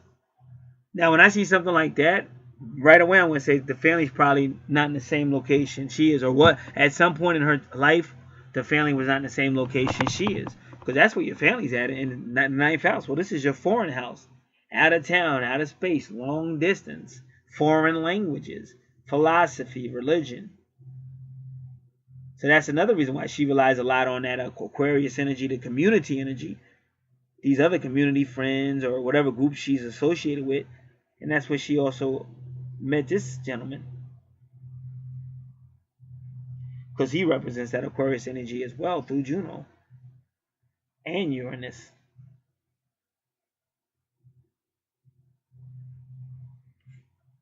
So like I said, this is what I was trying to tell people. Oh, what about my twin flame? I want to know about twin flame and blah, blah, blah, blah. And I don't know if you heard my earlier, but I was because I went through it. It was hell. But I was just trying to help people. It does hurt. I want you to hear that it hurts, because I'm trying to help, but people just took it the wrong way. But the bottom line is what I'm trying to tell everybody. Just by going by your natal chart, because it's not going to ever just be based on feelings. You got to really want to know these things. So it can get better, but there will be separation. There will be problems. And, you know, there may be some things that you do to each other that, wow, you're not going to be able to take back, but you sure wish you could. But when you start to realize that, you can begin to get through that to a certain degree. But it will take a little bit of talking to each other and, you know, at least showing you, hey, let's work this out. Because like I said, somebody will, you know, they'll say that, but then, you know, you'll start dating them or whatever, and then a lot of BS will still come back out. So you're still going through separation and all kind of crazy stuff. So this is what you really got to know. Like, this is the journey, and it does have to do with breaking you down, breaking down your pride. It's going to break you down so that God can bring you back up. But it's not going to be just flowers and, oh, wow, great music and everybody's making love and turning it into fire and all that. That's just a little crazy. And it might be some great sex sometime, but even that goes into separation. So that you may get it back, but it may take a while. So these are the things a person has to know, because what you really want to do is not sitting there going, where's my twin, or pursuing something that ain't happening yet. You want to try to get on with your own life and just trust the universe that your twin will start to miss you, or whatever the case might be, and there may be a chance to connect.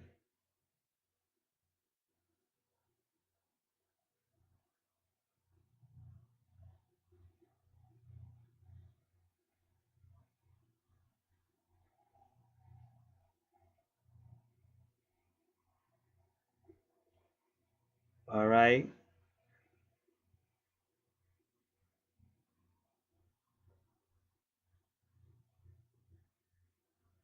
So that's where your money is too. Some form of travel. And then when you deal with Vesta represents spirituality. She can represent sexuality, but Vesta also works with Virgo. And she represents energy. And she represents like the fire, like fireplace, furnace.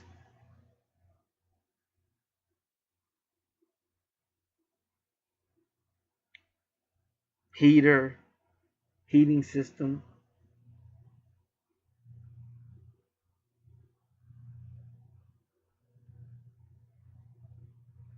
So that's all in your house. And with this, in your ninth house, and with this is finances.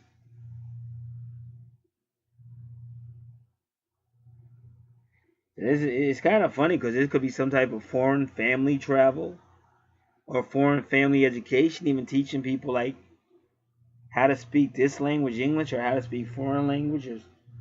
This is all possibilities because you do have money here, and really, that your Jupiter is so close to your eighth house that it could go either way. So whatever's going on in your eighth house is really being carried over. So both your eighth house and ninth house are really dealing with money, which is maybe this gentleman. Because like I said, when you go back to Gemini, that's that Capricorn right there. Because he's about that business. But he just needs to learn how to win the work and win the play. Because right now it's just not balanced.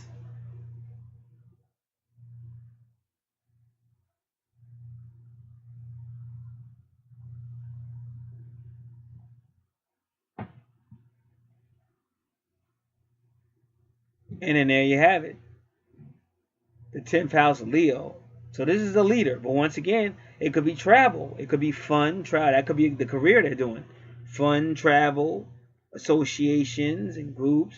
Could be some type of family situation. And there's still romance, childbearing, entertainment. Could be an entertainer going on tour. So that's the 5th house of Leo in the 10th house of career and reputation. But this person is a Leo, romantic, fun. And what I mean is just the energy. Doesn't have to be your zodiac sign, but it's still that energy in your 10th house. And again, that could it could be both of y'all, or it could be him. Because he's definitely representing your Capricorn or your Saturnian energy. So now, you have Virgo in your 11th house. Why? Now, we learned a lot about 11, Aquarius, friends, and association and groups. And also, now we're going to learn more about Uranus, because Uranus rules Aquarius. But we also associated those groups and stuff a lot with your 9th house. which is family. Why? Because Aquarius is in your 4th house, which is ruled by Cancer in your 9th house. So it's talking about all of them. So, but Virgo is about service. So you might just have a group of service, helping people. Like it could be different groups. This could all be the one group, or it could be all groups, different groups, or it could be one group, and then you are receiving finances from it.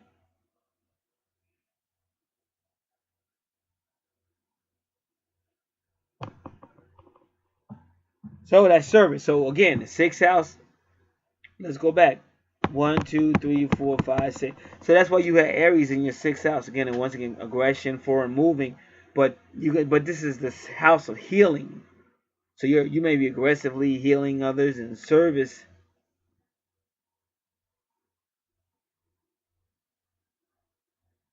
The occult is in the 6th house. Young children, young animals in the 6th house.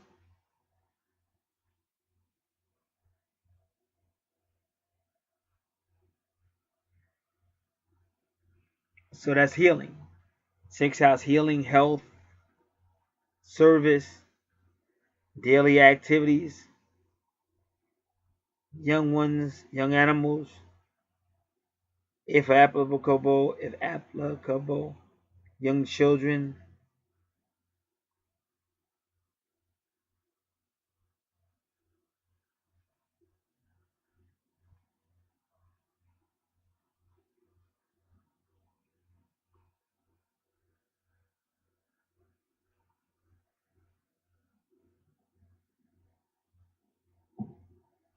So this is all in your 8th house.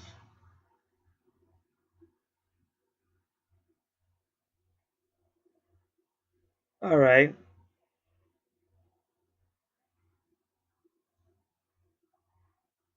So what I just read, if I say 8th house is your 6th house, ruled by Virgo. So then that's the main thing you want to know. But they're just telling you it's healing. So who's got, like, Uranus rules Aquarius. So who really we've been talking about the Aquarius energy, mostly the female. Not saying they both don't have it, but it was mostly her. And then who rules the Pluto? It's mostly her with Scorpio. Now when we get to his chart, we may see it more, but it's really trying. It's because it's the same way in both charts. They probably got the same energies, but what they're trying to do in your 11th house is heal that Virgo, because it's all about using the people to help others, and the more you use your friends, associated groups to help others with that Virgo energy, the more you'll get healing for yourself.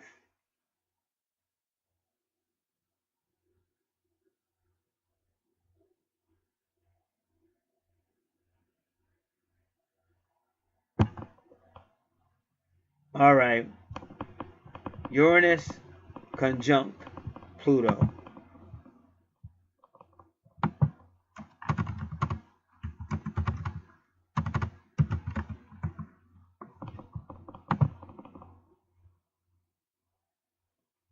All right, let's see what it says.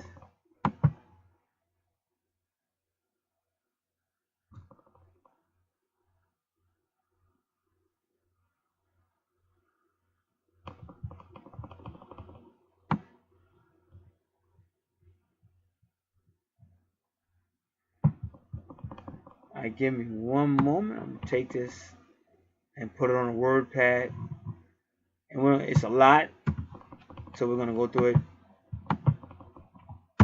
Give me.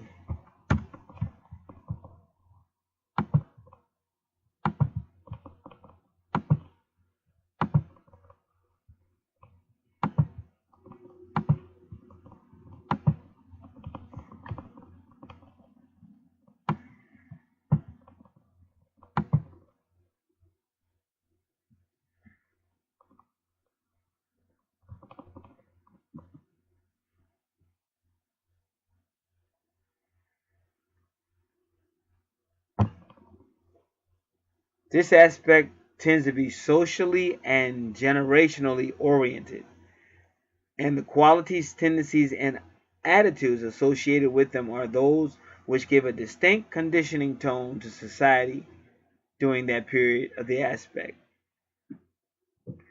The conjunction is quite rare, being made at the same time around 1848. And a lot of times is when these people was traveling, because you see the soul. This is all like we're in the matrix, so this ain't real.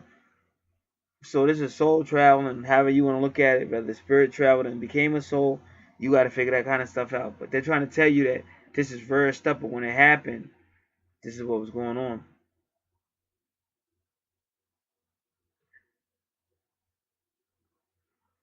So this was a time for social revolution in Europe. A great time of great civil unrest and social change. So this is all the stuff going on, because this is what they're fighting for. Both of them. And either one of them or both of them be playing a guitar. I don't know if they are, but that's what I saw. But I could be wrong. Sometimes I get it. I'm close, but not fully on it. I don't know. But I kind of see him playing the guitar, or the male friend playing the guitar. And she, kind of taken in by his kind of like charisma. But not too happy with his Capricornian ways. Not as happy. I'll put it that. Not to say not too happy, but not as happy with the Capricornian ways, because her Aquarius stuff just ain't having that. So they keep taking you back to the 1960s and 1968. The influence of these potent, transparent planets, transpersonal planets, is likely to be radical and far-reaching, setting a trend of the following century to develop and integrate, one which requires a long period of time for society to assimilate. In that sense, the influence is worldwide, and the period is much close conjunction and is made.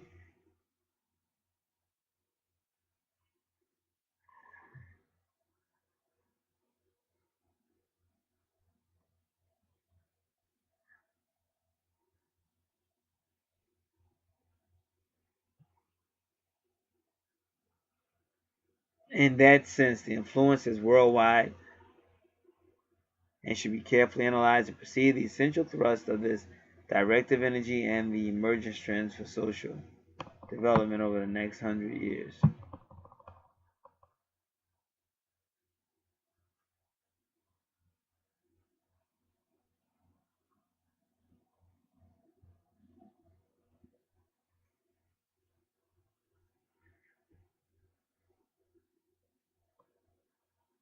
With the cosmic periodic releasing such powerful energies, the human reaction to them is varied and often polarized in response. These reveal the interfaith between individual life and the collective life of the society. It is as though from a multiplicity of sources a new alluring voice is rising, which is revealing a new approach to life for society to observe. Certain individuals respond enthusiastically to these new siren calls, embracing the new way.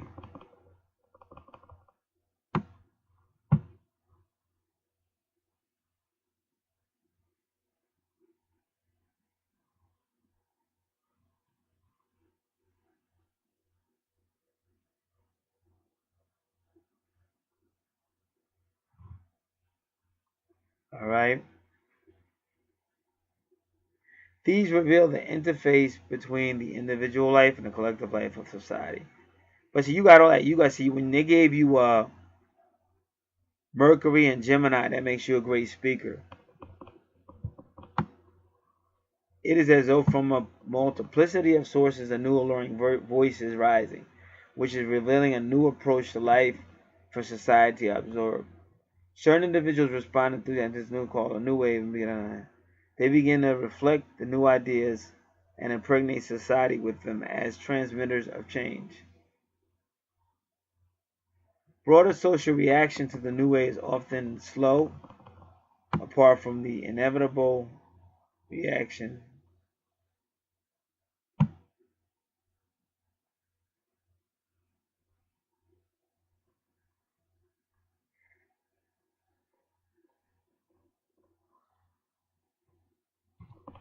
The influence of the conjunction is to initiate a new phase of social change.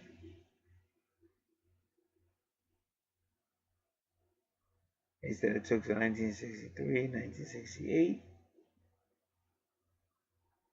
It gives a revolutionary new spirit in the air, extolling the virtues of individual rights and freedom, stimulating the need of the transformation of existing social establishment and the breakdown of outdated and limiting social, national attitudes and ingrained patterns of thinking.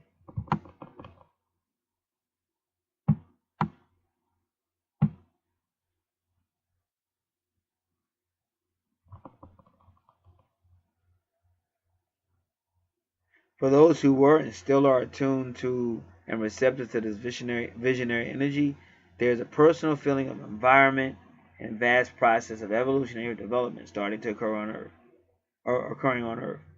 A feeling that the individual life is intimately linked with a vast plan, slowly unfolding into manifestation,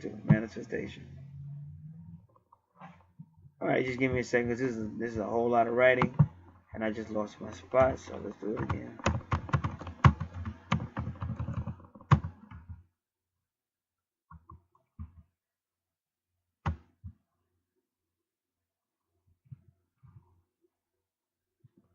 All right, give me one moment.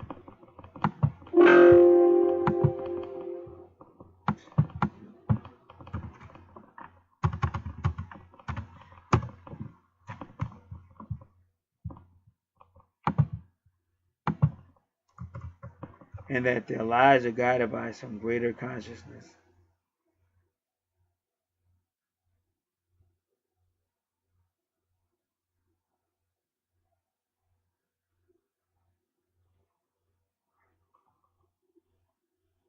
As a worldwide group held together by shared respect and collectively, form a conduit for.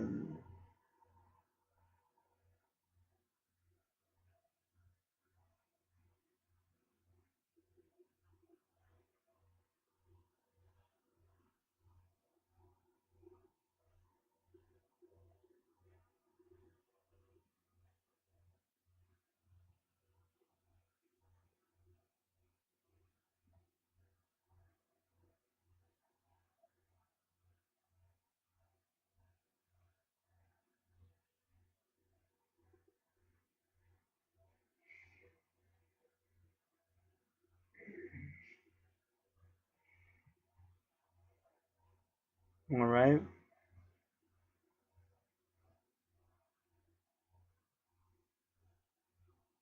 Okay, so some people try to tap into this energy they're talking about through meditation or occult rituals.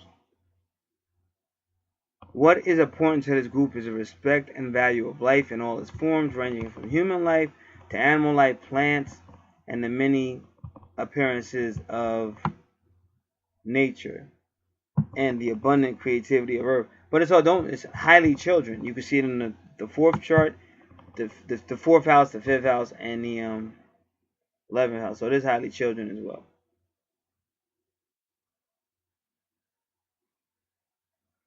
So they say life is viewed as holy, to be cherished, respected, enjoyed, and protected. It is a basic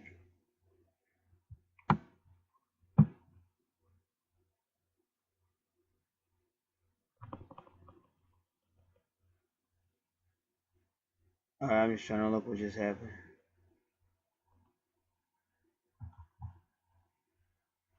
Alright, here we go. Life is to be holy, cherished, respected, enjoyed, and protected. It is a basic attitude to life that wants the highest quality of life for everyone, founded upon a balanced and careful relationship with the environment and natural world, whereby human society moves from being a dangerous exploiter of national gifts to living a more harmonious life.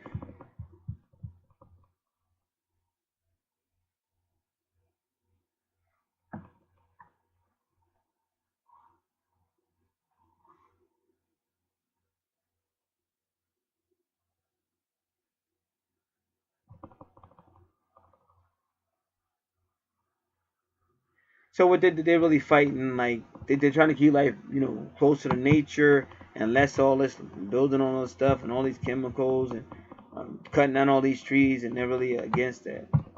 But I'm still saying, but they also fight for like because that's the one I'm seeing more, like children issues, women issues.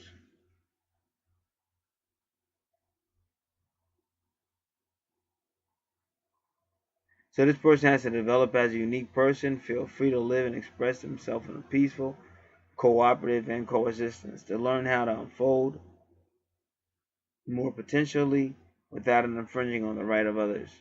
So 20 years after the close conjunction, the attitudes released into the world at this time were still serving as a necessary social direction.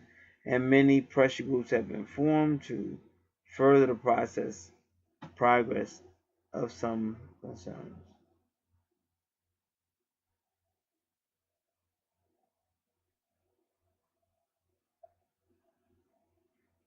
The succeeding century needs to be more developed for the benefit of mankind. Definitely needs to like Earth revolutionaries.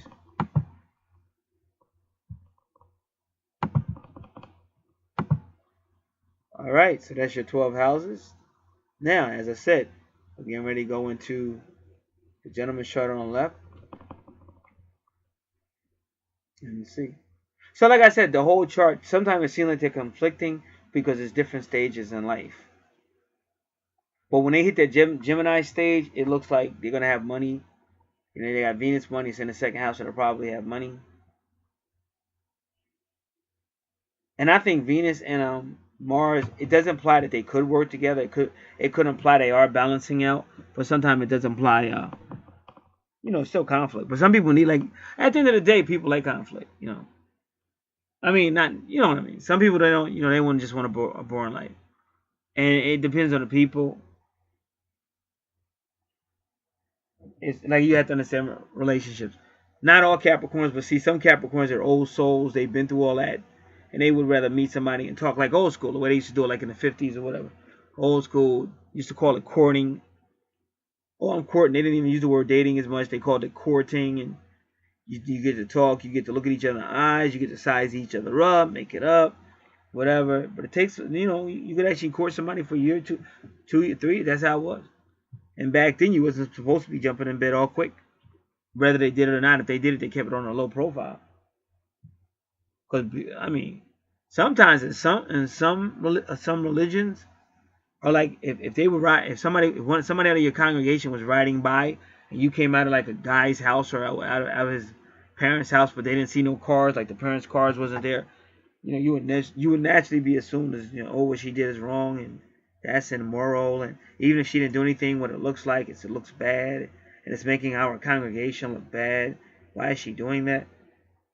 So that's how it used to be. All right. So what we'll do now, we're going to go over to the male aspect.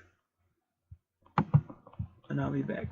Okay, so as we begin, now we did talk a lot about the guy even on the left side. So that's why it's good to take notes, because when you're looking, and I'm only saying this because like the kind of response I got, not all the responses was like really extreme, but enough of them for me to act the way I was acting, because I was like, yo, back up. Like, what are you doing? You just got the chart. It's a 4-hour chart. It's 20 minutes. What are you talking about? So when you do that, you're not listening and you don't hear it. So you say, oh, he didn't talk about this. Yeah, he did. You got it. If you don't take notes, it'll go past you, because it might have been like only spent like 40 seconds on it, but I did speak about it. It's still there. It may only require 40 seconds, but it all depends. It depends on what's on the chart, what's in your houses and everything. So we did speak a lot about the guy over there as well, so I wanted to make sure I said that before we go into his chart. Okay, I'll be back in a second.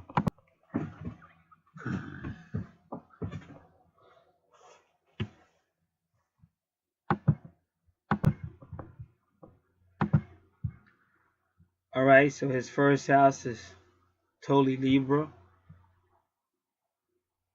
Yeah, excuse me.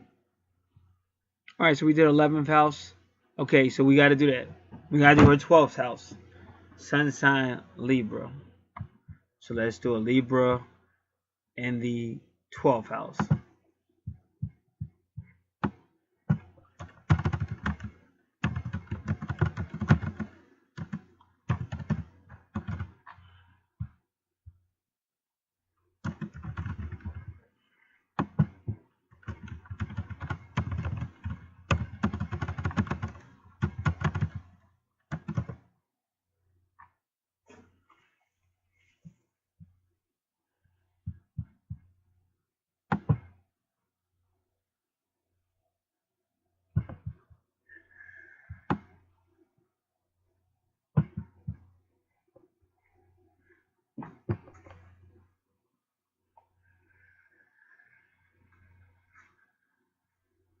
There's a lot of emotional and spiritual sensitivity in this placement, and you're usually pretty good at meeting partners who awaken your emotional and spiritual energies and needs. You may be very intuitive and maybe even psychic when it comes to others, but in order to maintain your intellectual objectivity and fairness, and in some cases your sanity, you often hide your abilities or deny them to keep them at bay. You tend to idealize partnerships a great deal, and which often leaves you emotionally vulnerable to others and leads you to some pretty major emotional disappointments. As a result, you either blame yourself for relationships not working out, or you play victim to others who blame them for falling short when your ideas are not met. Or you play victim to others and blame them for falling short when your ideas are not met. However, because you tend to be so hyper-aware of others' sensitivities, you are more likely apt to send your own sense of self into disarray in order to accommodate their feelings about you and your life. So now you know why you got the Chiron retrograde in the 5th house, because see, your 12th house is ruled by Pisces. So again, it could be spiritual, because see, your 12th house is all about spirituality. It could be church, but it could be any building, primarily any people. And your 12th house deals with karma and endings as well. So that's why I said when people get the natal chart, you really try to hear what's going on, not just say, oh, is that my twin? And because you're getting all this wonderful advice on how to just really make your life better. It's just how you look at it. It's a human nature to just, oh, that's not what I'm like, and you want to argue or duke it out. And I just got to be honest. First off, I wouldn't know anyway, because I don't know the person usually. So how would I know? At the end of the day, all I'm doing is just showing you what's there and what's being said, and just giving some advice here and there. So if you really want to understand, God is giving you that, or Spirit is giving you that to help you improve your relationship with your twin or better understand yourself. And that's why it's that important. Then you find out a lot about life, your life purpose, everything. Oh, somebody might say, hey, listen, I played a guitar and you didn't say anything about that. That's when you got to get the angel cards. Because what happens when you get the angel card readings, you ask the specific questions, be as specific as possible, and the angels will point you to whatever house, and maybe you'll get some more. But that's how it's got to be done. It's got to be with the angel cards and the chart. The angel cards point you back to your chart, and that's the best I can do with that. There's no way I can know that on your chart from what I have. But the angel cards try to help you and stuff. Like a card might come out with a guy on an instrument and stuff like that. That's how it works. And it'll tell you what house to look at or why. And that's how you get a lot of information. So this really works. I wouldn't be out here doing this because, I'm not that type of person. I'm not ripping nobody off. It's a lot of people on YouTube that are just blowing smoke and taking a lot of money. I give money back sometimes. It depends on what the person wants, what the person's need is. That's why you always see me doing sales and discounts. So I can only tell you that it works. But it just was difficult for me because I had a lot of energy coming my way. They were very aggressive and very really disrespectful. And I don't do that. I don't do that stuff. That's not nice. All right, now we're gonna go over so that this leaves her Leo situation, her Libra situation. Libra's all about fairness and love, and in the 7th house, and in her 7th house you see Taurus, all about sensitivity and strength. So that your 7th house Libra, Taurus, sensitivity and strength. And again, it could be finances and how you value things. And Taurus can be real loyal in a relationship, but it could be a little bit of stubbornness there as well. Okay, now that 913 in his see that numerology 666 18, 13 is like the 13th sun, but that's a high metaphysical number for the mother. And there is a 13th astrological sign, which has to do with Ophiuchus, or Ophiuchus, something like that. Some of y'all know who I'm talking about, or what I'm talking about. And that he's connected really to the 13 signs of astrology, but usually the Moors or the so-called people of God. But it is out there. We don't talk about it a whole lot. Ophiuchus, something like that. So that's his ascendant rising sign. So if he did this, he would do Leo. See now you see he's a Leo. So that's all your Leo issues is directly connected to him. So yeah, they are twins. I want to make sure I say that these are twin flames, twin souls. Cause I want to say it now because I don't want to forget at the end of the video. Cause I really have people, oh, are we twins or not? Like, wow, all that. And you're like, a lot. My videos used to be way longer, like all of that, and that's all you want to know. So I make sure I say it.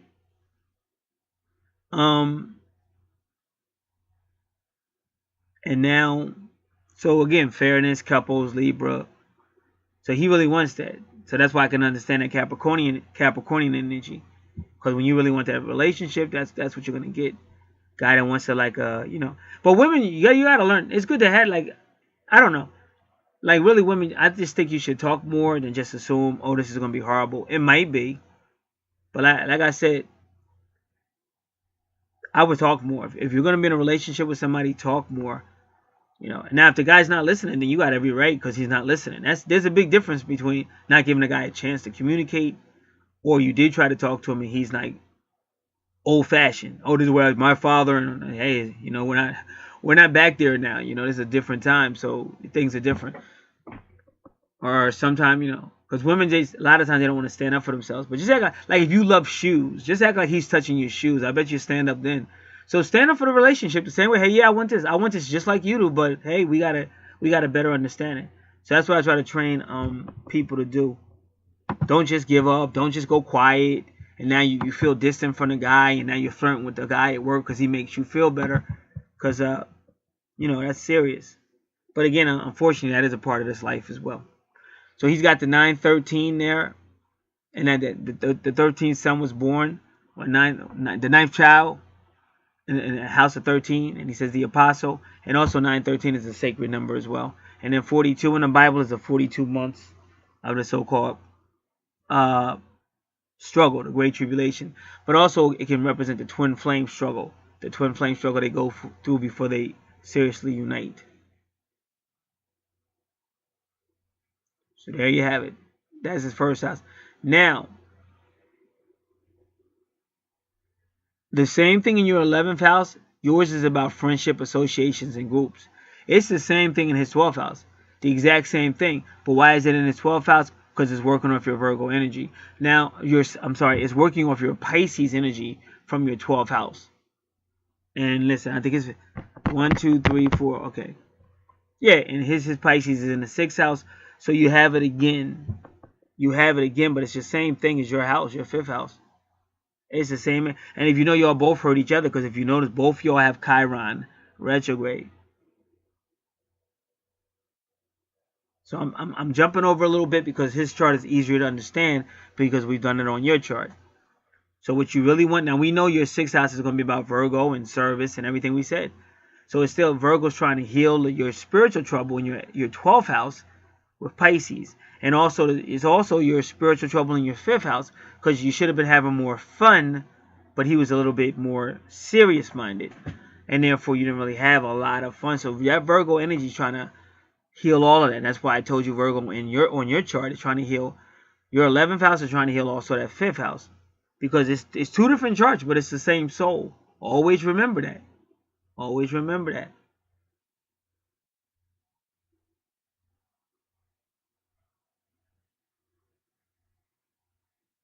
And now his 6th house is looking a lot like your 5th house. And like I said, make sure of his time.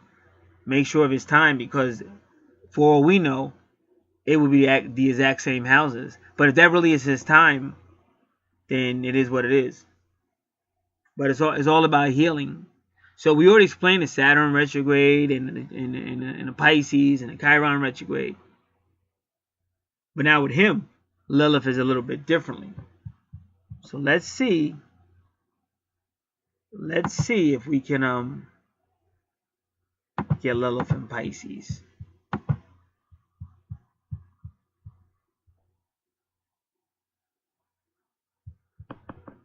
And give me a moment. Just gotta see if it's here. Okay, here it is. And I want to do a couple of things. I want to put this in natal chart.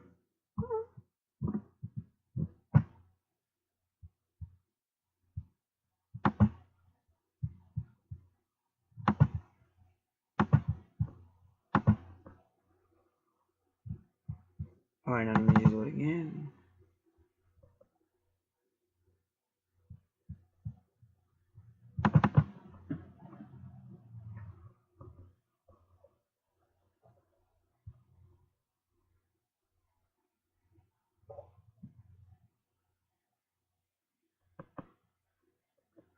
Right.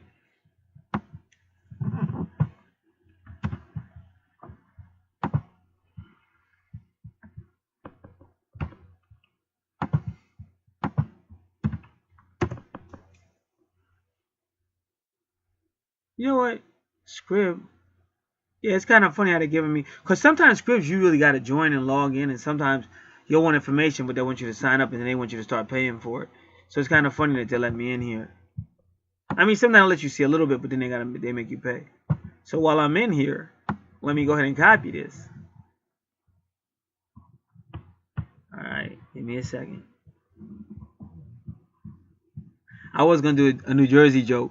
Because her and her sister are originally from New Jersey. And I'm pretty sure that's her sister. Because they hit me at the same time. I was like, what is this? What is going on? And then when I saw the same area, I was like, oh, these got to be sisters.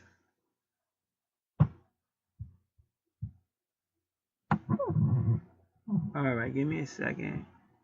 But this thing is trying to act funny.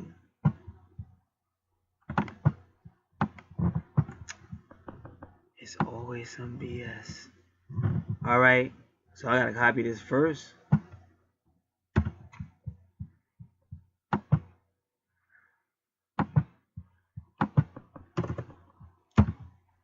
And it's a little bit left that I'm gonna try to copy. It should work.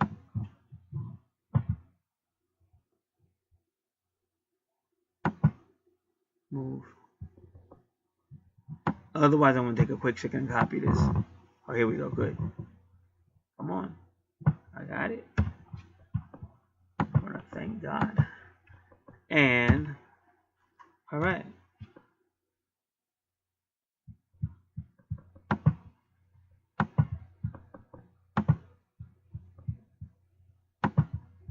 So now we're doing Lilith and Pisces. That's all we want off of this for right now.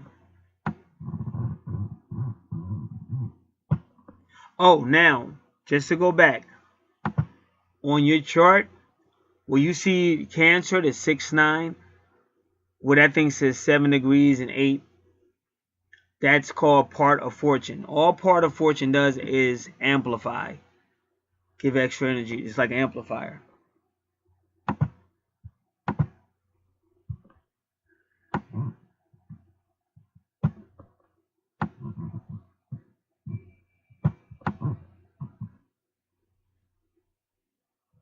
All right, Lilith in the 12th house.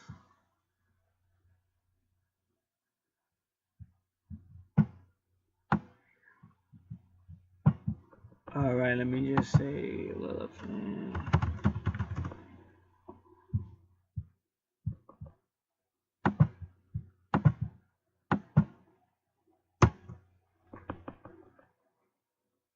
Okay, so now he'll be kind of secretive because Lilith in Pisces is already secretive. No, yeah, that's what they're saying. Lilith is already secretive, and doubly so in Pisces. This is usually the person who has emotional wounding buried so deeply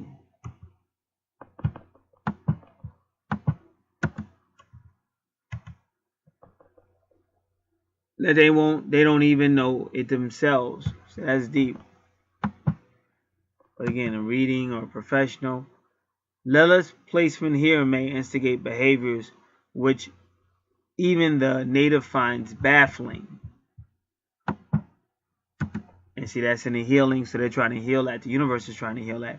And is often associated with passive-aggressive, see, going back to that Mars, Venus, and unconscious behavioral patterns. And see, you know why that's bad? Because, see, women pick everything up. So you don't see it, but she do. And then she start acting funny, and ain't neither one of y'all communicating. So now you got a situation developing. Ain't neither one of y'all talking. But y'all can sense something ain't right. And you're saying, what's her problem? But she's going, what's his problem? And that's why I keep telling people. Communication. Believe me, it's a good investment if you take communication classes with your mate. I mean, like I said, unfortunately, we're imperfect and things are not going to be perfect. See, I'm more like a happy-pappy type. I'm a happy-pappy lion at the end of the day. They say, oh, you sound stressed. Yeah, but I got all this negative energy coming. I'm trying to help these people, and they're like hating. So that's why I had to do things differently. Get back to focus and stuff. But I'm a happy-pappy lion. Like, let's communicate. Let's try to work this out. Why do we have to be so separate, you know? But it is. In third dimensional in the matrix that we're in, that's kind of the way it is. So by making peace with and embracing your own darkest emotions, our own darkest emotions, we can integrate ourselves. Lilith is one of the keys in astrology which can help us attain that goal. Well, kind of, you need somebody that can understand Lilith, because Lilith's not going to help you because she's secretive. So Lilith won't help you, but seeing where the placement is, that's what he means. Seeing where the placement is, knowing what that means, and starting to give helpful suggestions if the people are willing to follow it. So that's why that's going on in your 6th house, trying to heal all that stuff that was going on in your 5th house. His 6th house, where Virgo healing is your 5th house, but you also got Virgo healing that. So you have a lot of Virgo energy. And probably when those planets lined up on September 23rd, 2017, you felt something. He may have felt something too. This is why you want to be doing your horoscopes regularly. And what I would do, I would take my chart and start to check out these planets and things like that. And like I said, you could do it on your own. You can always get a follow-up. Now, this is how it works. Now that you have your charts and you do have a thorough understanding, when I'm done, it will be a thorough understanding. You can do more. You can go further work with it. You can work with it yourself. You want to go with somebody else. Whatever you want to do, but you want to stay up on it. See, really, it's supposed to be a part of your life. It's not bubblegum astrology, and that's where people make their biggest mistake. Oh, is this my twin? And what about a career? All that stuff is good, but this is telling you your life purpose, your purpose in life, your true north node. And like I said, so when you get back to your true north node, whatever we said about your 8th house, that's your purpose, and it's actually with this person. And it seems to be some type of communications into 8th house stuff. Now, let me go back to your 8th house really quick, and we're going to look at that again.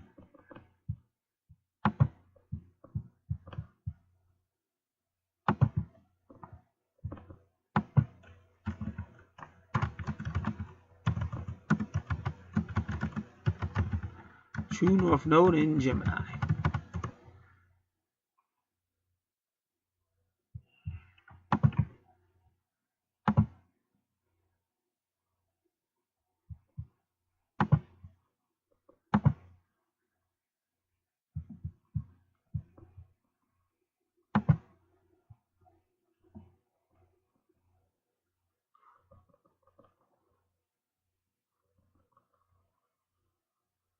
Oh, Holly Madison, because it's funny because I've seen her before. I just want to see what's going on between her and Hugh Hefner, who recently died.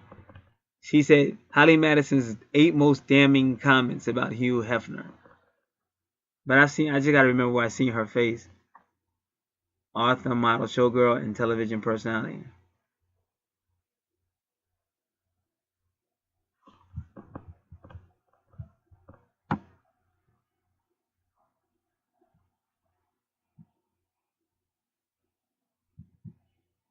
Because I said, what's going to happen, a lot of stuff might start coming out about him. But the reason why a lot of stuff may not come out about Hugh Hefner, because his family is very powerful. And they will not hesitate to bump you off. And I think that's why a lot of people keep their mouth shut, even though they would love to spill the beans.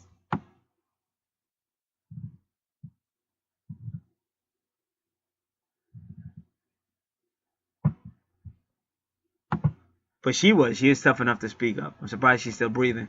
Okay, I'll be back in just one moment. So I had just said that. It was funny. I just did a video. I said, now that Hugh Hefner is dead, a lot of tell-alls might come out. And I was like, but probably not, because his family will drop that money, get that body dropped. But we'll see. It's going to be interesting. That's all I got to say. All right, so let's continue. All right. So your True North Node in Gemini, the Gemini theme is, I think, the soul color for Gemini, True North Node, because this is your life purpose, is yellow. So now it says how to attract your soulmate to you. Now you're going to your South Node. Wherever your Sagittarius is, they're saying that is your South Node. There you go. Goes right back to your second house. So that's your South Node. But that's also where you had that Mars and Venus thing going on with Sagittarius. So they're kind of implying that was a past life.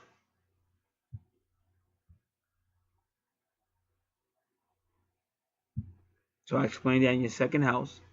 And we will explain what you need to work on in this life, which we're going to go over a little bit more. Let me just see what time it is. All right.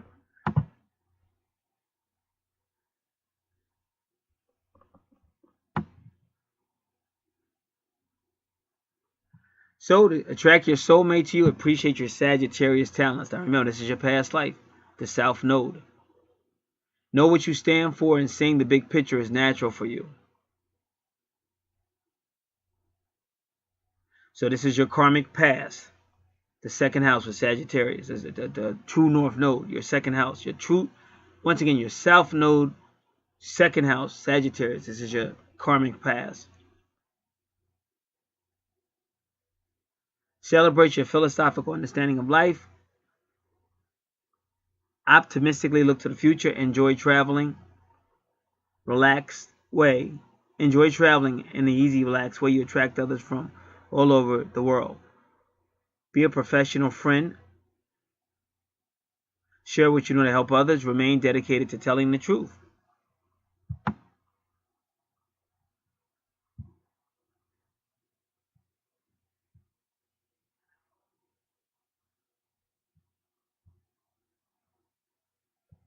Second, own your Sagittarius karma. Careful of closed-mindedness and thinking your truth is the only truth. So the South Node is your karma that you're going to have to work on in this life from your 10th house, because that's your true North Node. So it's around judgment and how you've exercised personal freedom. Are you blunt? You see it as being honest, but don't you consider others' feelings? When someone gives you instructions, do you rewrite them even if you know nothing about the subject? On the soulmate front, do you feel panicky when you think of commitment? Is one of your personal values freedom at all costs? So in a past life, you may have been a teacher, a lawyer, a religious leader, a traveler, a philosopher, a Native American cowboy that left a trail of broken hearts. Woo! Or a cowgirl. You may have been involved in an inquisition. Wow. Selling a country, or you may have led a tribe. The shadow side of Sagittarius has to do with an exaggerated sense of needing freedom at all costs and stubbornly clinging to what you believe to be truth at the expense of new ideas, growth, curiosity, and others' feelings. So that's step 2 to attract your soulmate.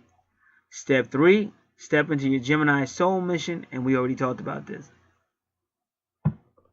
So Gemini is attuned to social grace, often drawn to city life, highly creative,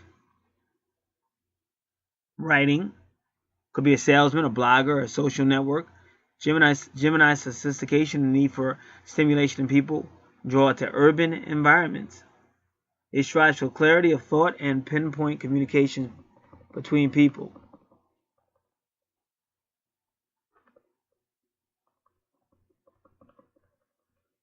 So Gemini immerses itself in society to obtain new points of view and is a just-in-time spiritual messenger.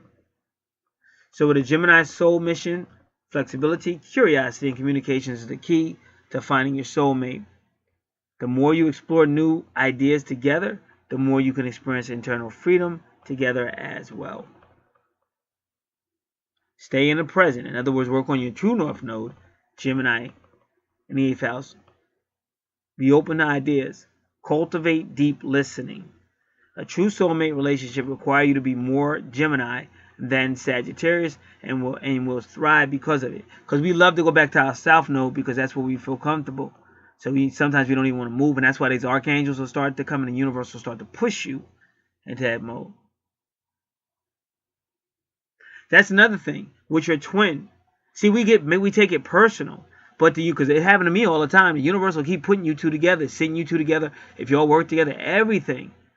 But if you don't understand, that's why I tell you, you have to read this 8 stages of twin flames. Because if you don't, you take it personal. And they'll be sitting right in front of you, right next to you. Instead of you just saying a couple of words that probably would break the ice and start you guys going, you won't. Because you're, well, he don't want to sit next to me, or he don't want to talk to me, I don't want to talk to him either. And you keep doing this little silly third-dimensional ego stuff. Maybe he does want to talk, he doesn't know how, or he has tried to talk, you keep ignoring him. Or vice versa. So that's why I said the universe is going to keep pushing, pushing, pushing.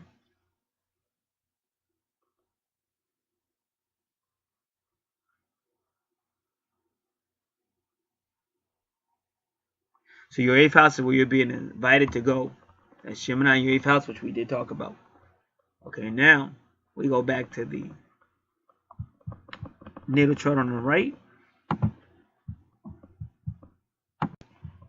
Alrighty.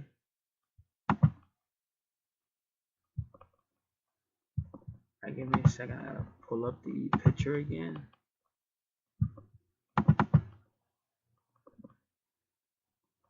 Alright, so there you go. Libra in the 1st house. So if you're going to do your 1st house, you're also talking about your 7th house. All about the relationship, togetherness.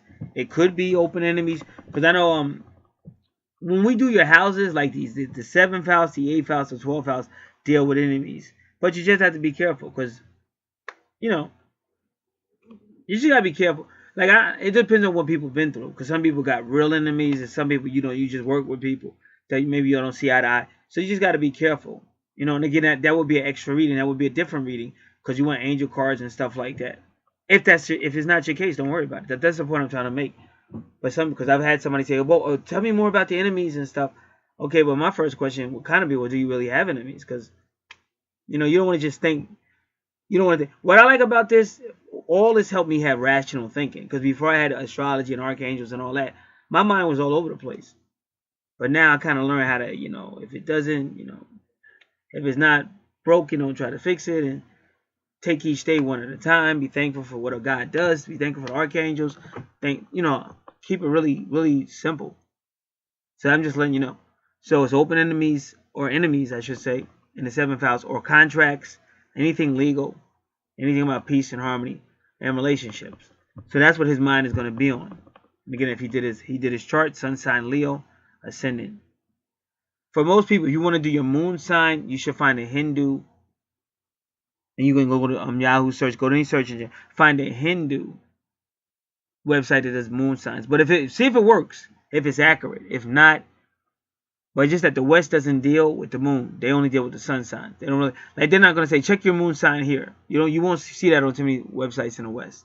I'm not saying it's not possible, but usually you got to go to the Hindu website. All right, now here we go. 2nd house. Now remember, we just learned your 2nd house is your 2nd house is your past life, South Node, and there he is in his 2nd house. Once again with Scorpio.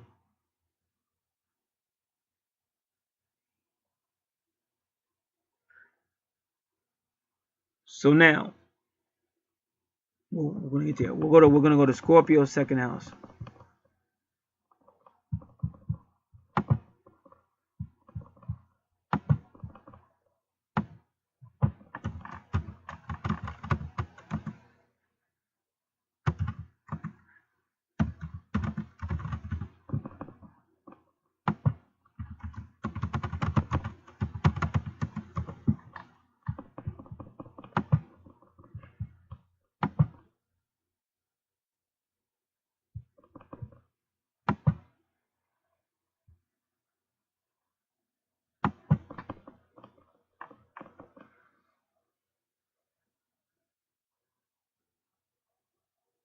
Alright, give me one moment.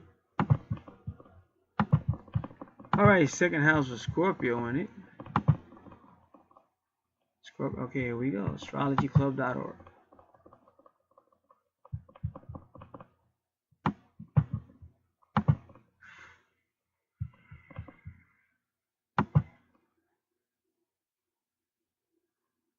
Alright, give me one moment.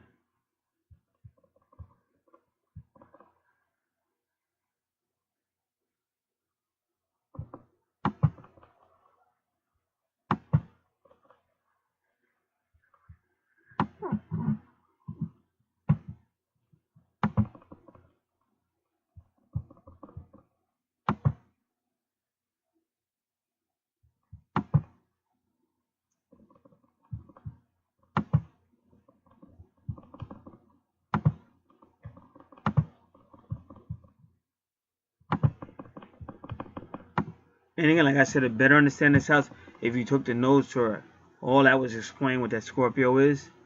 So if you took the notes from the first chart, then you'll better explain the second house. But this is all about money and possessions and how you view things. So your ability to get your basic survival needs met is strongly influenced by your level of emotional and or spiritual vulnerability and your expression of the true power. Also, Scorpio is an emotional sign, so it can be very emotional and it's very intense.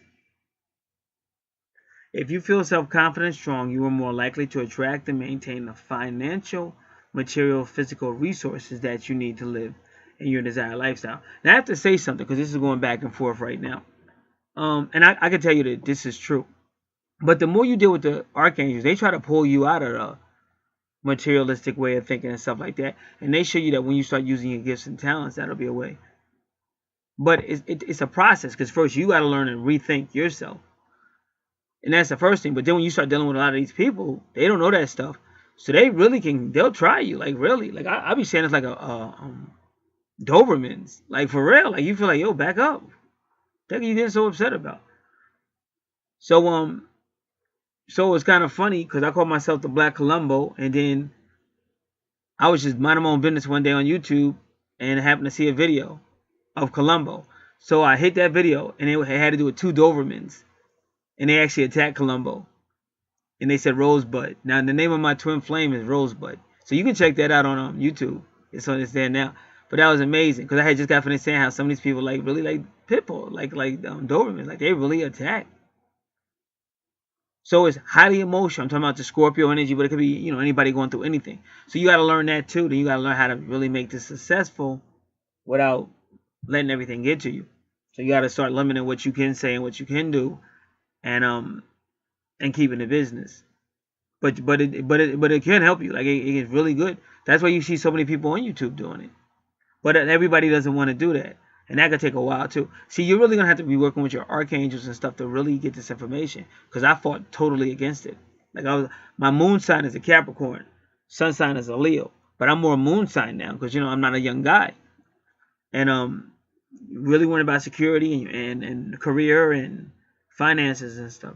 But they really do their job. But the secret is you have to really realize that you got to make it business, because you're going to have a lot of people come, a lot of people that are really upset about stuff, and they just really can try you, because, you know, it depends on where you're from. You're not really in tune with people, you know, getting that extreme.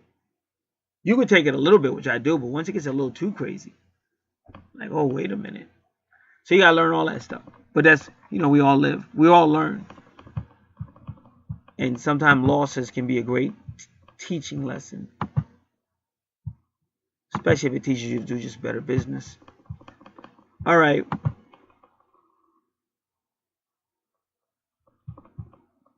So it says for Scorpio in the second house, if you feel self-confident and strong, you are more likely to attract and maintain the financial, material, physical resources that you need to live your desired life. But if you are lacking self-confidence or feel that you are in a position of emotional weakness, you may find it harder for you to attain what you need or want in this regard.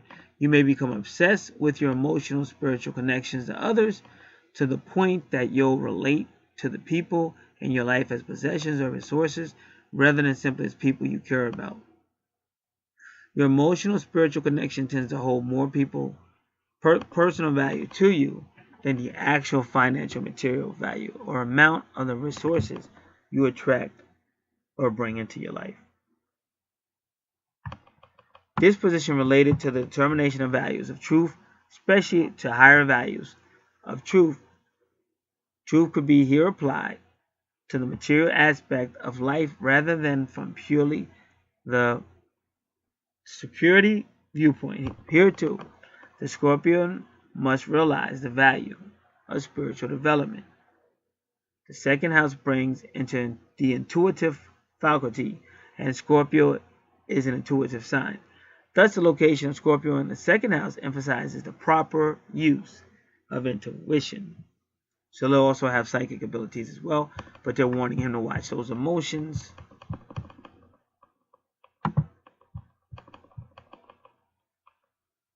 Now, the reason why Neptune is retrograde is to really help him with his intuition, to throw logic out the window and to really rely more, because that's the high priestess. As you learn, like I deal with angel cards. I don't really do tarot card readings, but I know all about it.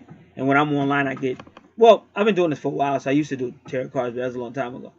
But online every now, when my horoscope comes, like tarot cards and stuff, so in that sense I'll use them, but I don't usually use them that much. But that's my personal opinion. For me, not talking about anybody else. But the high priestess is going to try to teach the guy the more water and emotions, the more feminine side and intuition and things like that. But sometimes guys, like, you know, some guys will resist it. And that's another reason why them and the twin won't connect as much, because he's resisting it. And usually he's doing that because he's been hurt before. And sometimes if they kind of remember inside, like if they had a really bad past life twin flame relationship, they'll really run from that person. And it's like, vice versa, it could be female, male, or male. All right. So we go back to Neptune retrograde.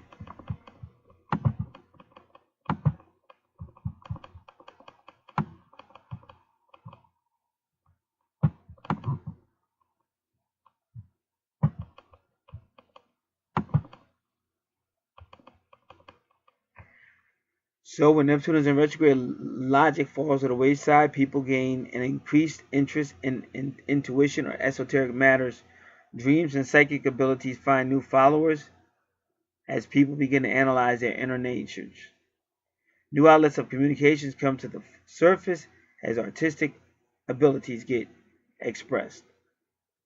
So you could be really artistic, like I said. That might be one thing that attracted him to her, which is artistic abilities.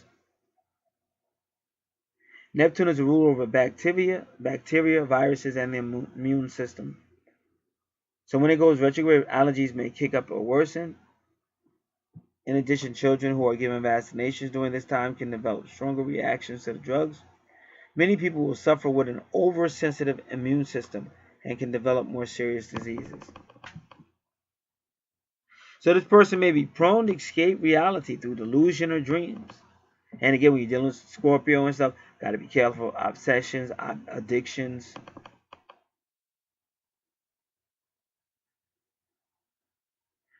They say few people really know what goes on in your mind, whether you're sitting across from the dinner table or at your desk in the office.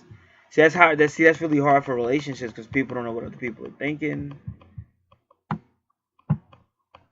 Even while you're working, you have a strong tendency to drift off into daydreams, to more pleasurable pursuits.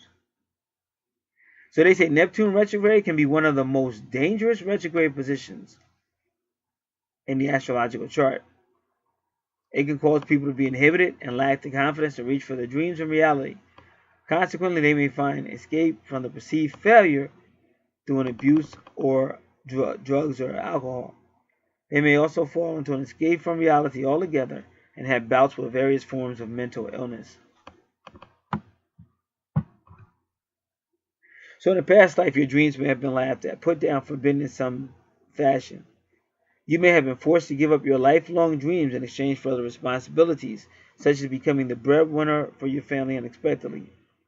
These past restrictions may cause you to have a penchant for escapism or to have extreme expressions of your creativity. This has probably gotten the best of you and caused other problems in various aspects of your current life. To overcome these lessons, because this is the karma again, karma lessons. Like I said, when you see those retrogrades or those auras, you need to learn how to rise above the challenges that come across your path. If you abuse drugs, alcohol, or other healthy behaviors, escape your responsibilities, or the unpleasant moments of life, you will need to seek help and overcome these habits and desires. To rise above these challenges, use your creativity in a positive manner. Learn to control it and not let it control you. Focus your efforts to not only better yourself and your life, but consider helping others who are going through much more troubles, more serious troubles than you, tougher situations than you. Okay, we move on to the third house. Okay, Sagittarius in the third house. Sagittarius and Gemini. That's awesome. That's awesome. So we're going to look at that.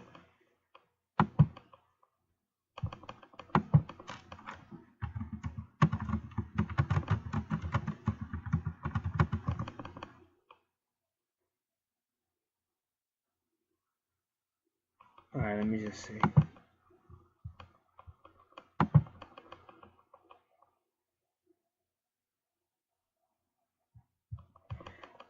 Okay, better to say Sagittarius in the 3rd house, but it's still ruled by Gemini.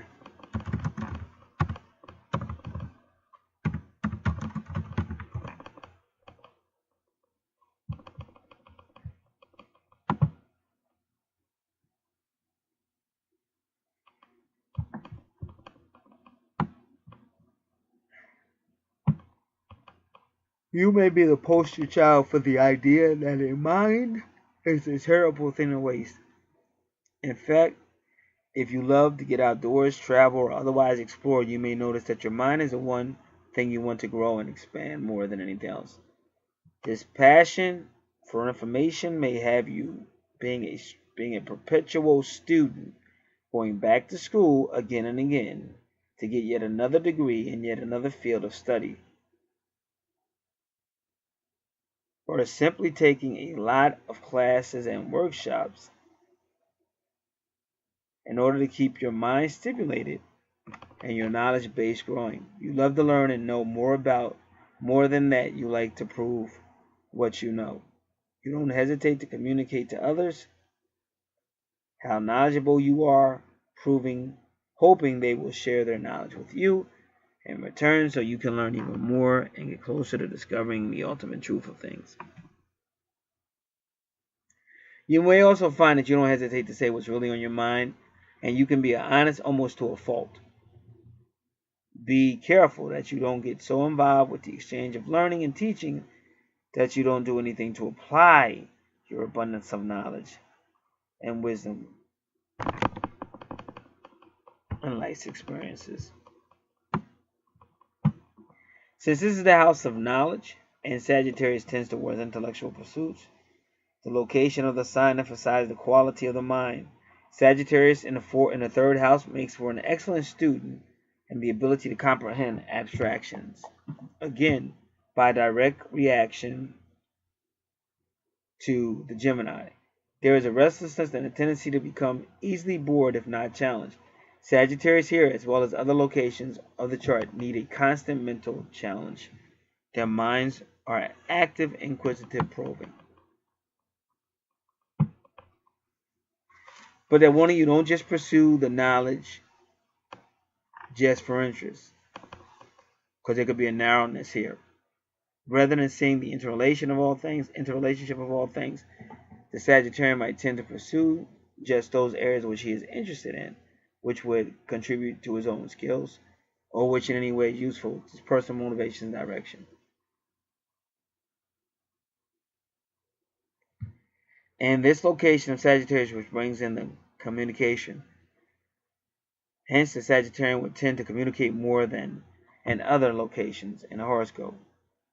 With Sagittarius in the 3rd house, there is more of an extrovert quality in the Sagittarian sign. The self-centeredness could be decreased here, for this is the house of brotherhood.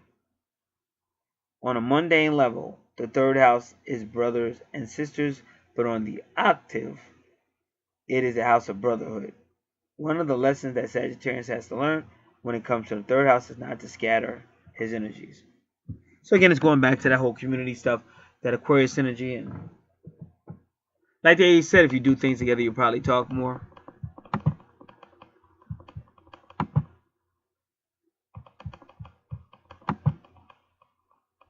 All right, give me one moment.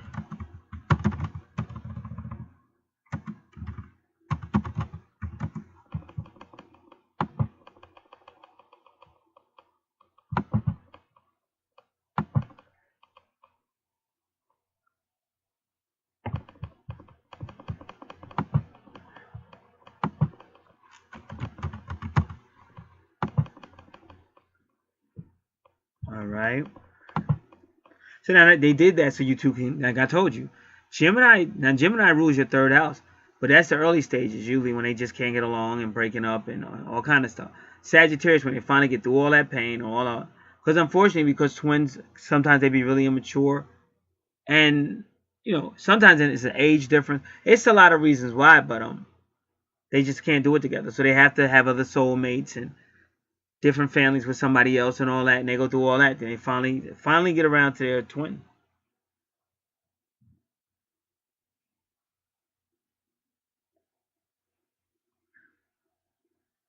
So now, he has a unique fourth house. We already explained the fourth house, family, but what's unique about him is he had a moon is there. See, so he does have a motherly nurturing side. Because see, the moon rules Cancer. That's supposed to be in the fourth house. But he's got Capricorn in the fourth house, which is career and reputation. And see, he's got Cancer in his 10th house, which is probably... So this is definitely some type of family connection, whether it's his family, your family, both families, or just you and him. But it's some type of family connection. But he is a nurturer.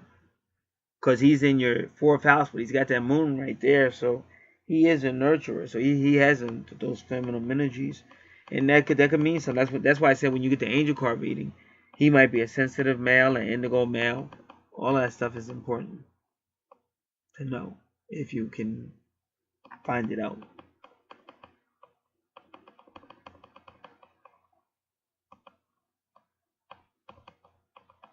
So again, the fourth house can be working, some type of career, some type of business.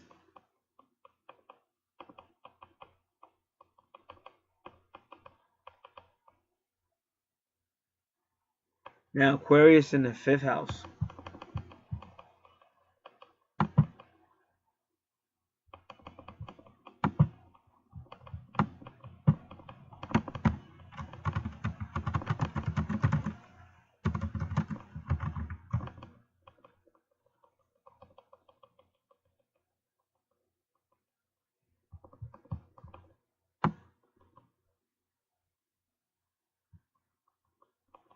Alright, so let's do it this way. Aquarius, and see his true north node is also Taurus. So that's why he has sexy. All that go right back to that 2nd house. And his true north node is Taurus, and that's where it was. That's your south node. It's ruled by Taurus. So they're really connected. Almost to the point of going out one door, coming in another, but they're both connected. Pick up where we left off in the previous life. We'll pick it up in this life.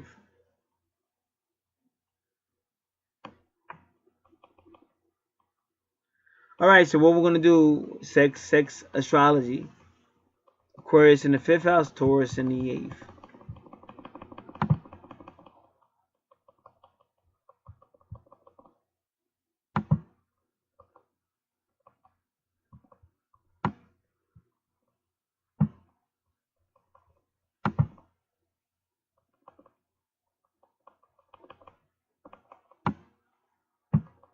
Alright, give me a moment.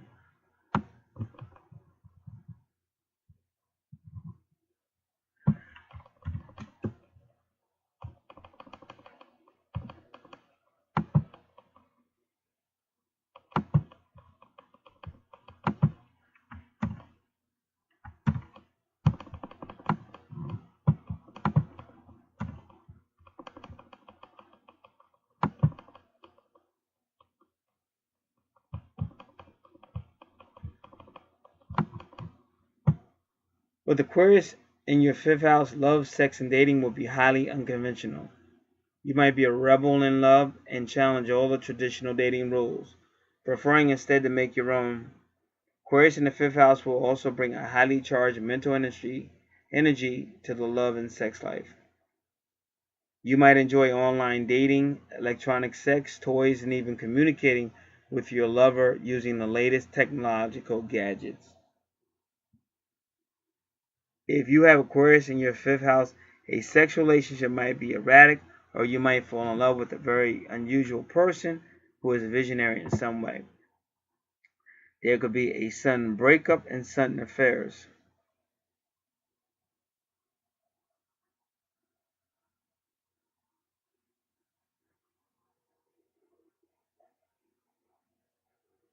And they warned you about the 5th house with the older lady. If Aquarius is in your 5th house, but there could be a sudden breakup in sudden affairs if Aquarius is in your 5th house, but you'll enjoy shaking your love life up every now and then. For you, love and sex must always have a little taste of rebellion.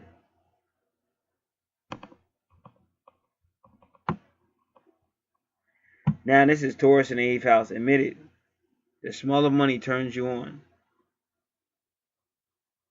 And also, this is his true north node. If Taurus is in sign in your 8th house, then your approach to intimate love and sexual encounters will be more practical and materially oriented. A partner with the means to please your body in the physical and material way will be the doorway to intimacy for you. If Taurus is in the 8th house, your relationship will be deeply sensual and you'll easily surrender your soul and bodily pleasures. You thrive on love and sex if the relationship is monogamous with Taurus in the 8th house. In addition, you'll see the physical act of sex as a vehicle for learning how to achieve emotional intimacy more than most if Taurus is in your 8th house. Raw, physical, earthy, and lusty sex that's not complicated is what you yearn for. Lying in your lover's arms after you remove mountains together is all you'll need to feel deeply transformed. So, in a case like that, when you first meet this guy in the 5th house or whatever, it might be, wow, this is exactly what I love. This guy's a straight up rebel. Yeah, that's what I want. And he's got that freedom that I like and that independence and all that, ready to take risks and chances. Wow. But then all of a sudden, now he wants to cuddle, and because now it's the 8th house. Now he wants to cuddle, and he's really, talking about just you and him being monogamous with each other. And now all of a sudden you might not feel that way. Like, whoa, wait a minute, you're getting a little too serious. What happened to the 5th house guy that I was really attracted to? The guy playing the guitar on the beach on the rocks and making freestyle songs up and just not giving up. Now all of a sudden you're getting all serious on me,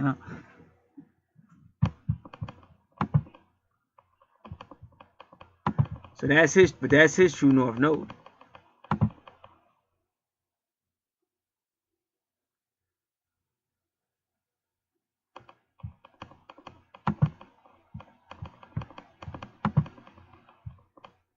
So all right.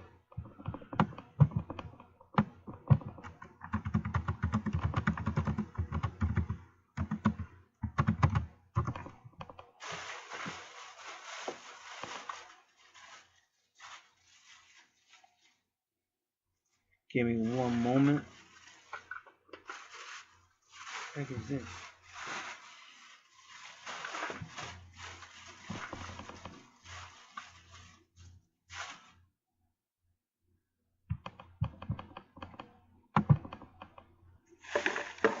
All right, Taurus life theme. Taurus life theme is I have the soul color for Taurus is green. 3 steps for him to contact his soulmate. So you gotta appreciate your Scorpio talents. Now isn't that wonderful? So this is so wonderful. Because everything he's going back to that 2nd house. His true north node.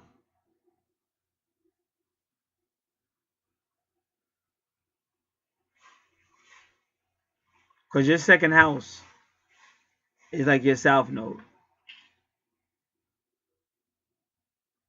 And then his south node is the 2nd house. I've never seen no twins like this. I've seen a lot of unique like natal charts. But it really is. It's like as soon as you walk out the door, when you walk into the new world, it starts with her immediately. Or vice versa.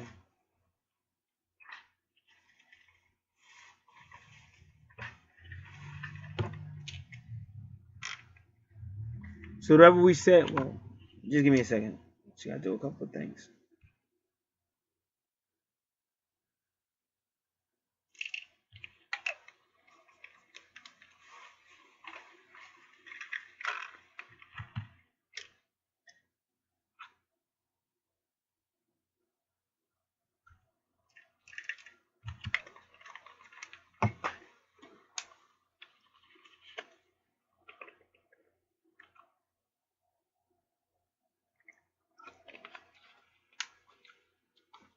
All right.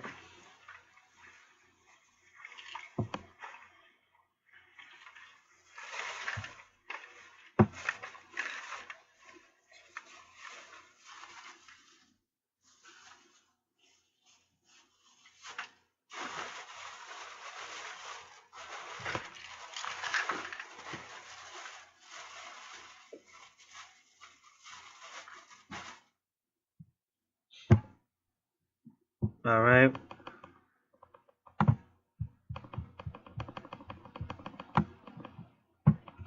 So Scorpio represents karma, his past life, but he's talking about you really.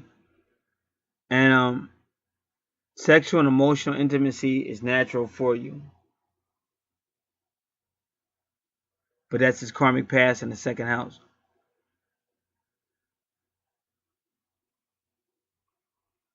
So celebrate your intense sensual side, joyfully use your innate investigative skill in plumbing the depths of life. Enjoy sexuality in a magnetic, molding way you attract others. Enjoy unraveling mystery and remain passionately loyal to those you care about.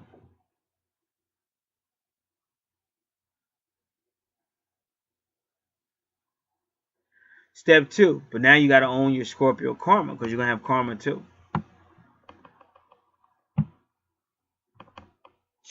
Careful not to get off on suffering and emotional chaos. So you're looking at how you use the misused power. You may have learned early to deal with death or other dark or transformational experiences in yourself and others. You may have also experienced dramatic changes, and today you are always on the verge of violently cutting ties. In a past lifetime, you may have been a psychiatrist, detective, or magician, financial advisor, CEO, mortician. And it's funny because she got that more that's connected to her. A surgeon, a prostitute, a sex addict, or someone who has an abuse of power or betrays others. Do you penetrate or experience betrayal, attract power struggles? And again, a lot of times that could be you, but that could also be your twin they talking about. The shadow side of Scorpio has to do with entangling your self-worth and values with significant others. It also means attracting emotional chaos as a sense of aliveness instead of cultivating peace and serenity.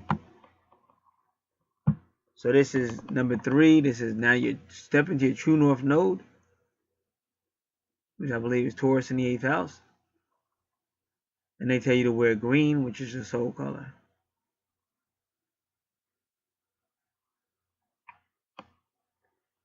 Be sensual and love the comforts of life, sense and touch.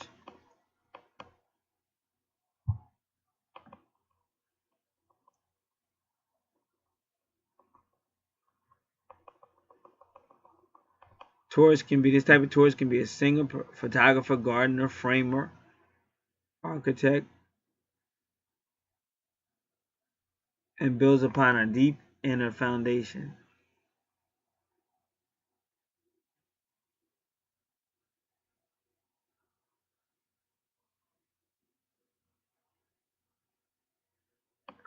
It is also great at making and managing money, growing its network through its own efforts.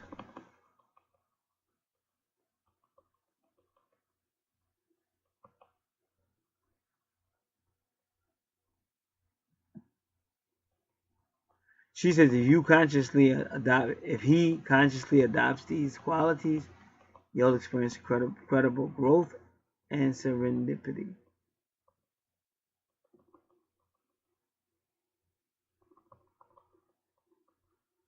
You will be on a path of your soul mission and be walking where your soulmate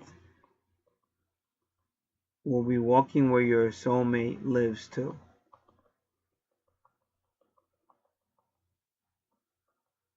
So in North Node and Taurus, you have to achieve true self-reliance.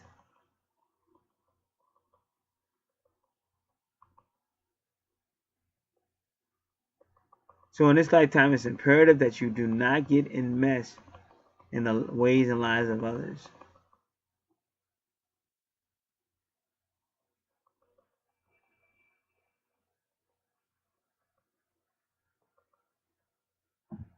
So they say in fact, I'd even say put your values above another's. So the key to finding your soulmate is having a strong sense of what's important to you. The more serenity you discover within yourself, the more nurturing and peaceful your relationship will be. Strive for internal peace. Rather than focusing on achieving peace and balance in your relationship. And that's funny because his ascendant is Libra. This will actually improve your relationships and bring you enormous fulfillment and satisfaction.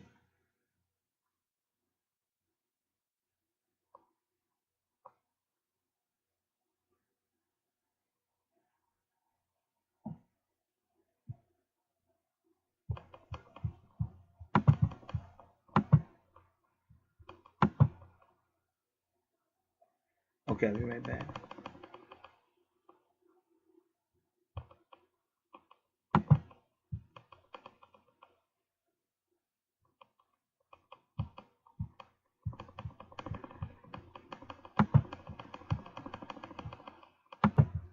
Alright, so looking at this house, look like we did the first house, the second house, third, fourth house. Alright. Now we did the Aquarian as well, because we ended up in the 8th house. So we did the 5th house with Aquarius, because we ended up in the 8th house. Yes, sir. Here it is.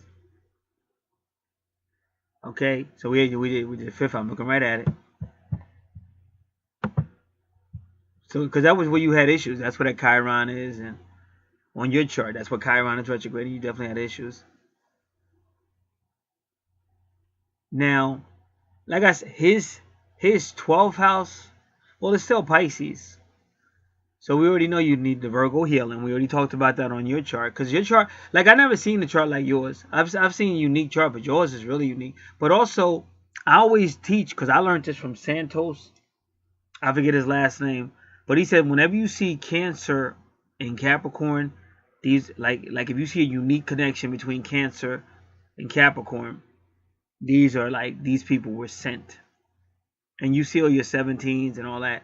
So you may be part of a priesthood. Like, it's some things people have to look for themselves. I can only show you what pointed out. But your past life, you may have been part of a priesthood and things like that. And you can see your Capricorn is where your Cancer should be, and your Cancer is where your Capricorn should be. And I've always taught that because I learned that from Santos. I just don't teach it as much because people are like, what? But you got, 11-11 if that's true. But even if that wasn't true, you still got the whole more thing. That was the first thing I noticed. And so you gotta understand the mayor and Peter. The mayor, he just lost his position, or he just got in trouble.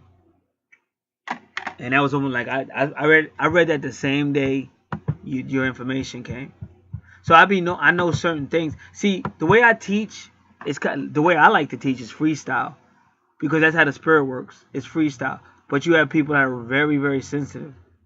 So, and it gets like crazy. So you just got to keep everything formal and just, do what you do.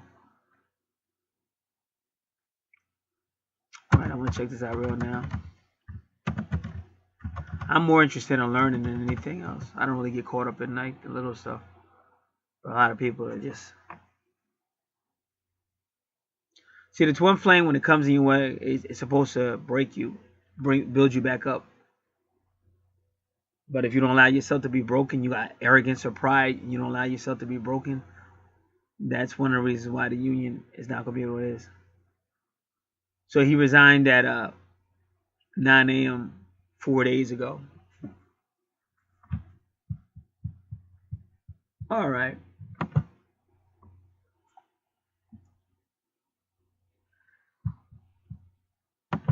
Now I see this says Toya, right? When I see her, it makes me think of Lil Wayne. I don't know the connection. I'm trying to see real quick. Yep, New Orleans, Louisiana, because I know she's connected to Lil Wayne. Yep, that's who she's married to, or she was married to Lil Wayne from 2004 to 2006. It's funny, I remember that. And then they go Nivea, because you know Nivea was a little girlfriend back in the day.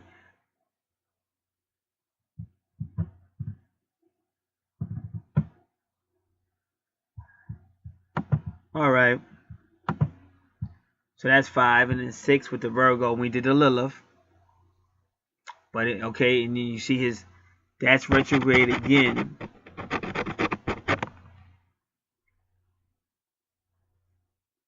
The Chiron. So again, healing. But that's the same Pisces healing from your 5th house. Same thing with the Saturn. So whatever was going on in your 5th house with Pisces is going on in your 6th house. And once again, Virgo energy is trying to heal that. So all that was discussed in your chart. Because like I say, in your sense, it's like almost identical. You know, just a different house, but it's almost identical. Now in the relation sector, so this is where he would meet had that big meeting or that big soul event, or it is. But it's Aries. It's that's a unique 7th house. But it all started off, but it's still dealing with your 1st house, because your 1st house was Aries and Scorpio.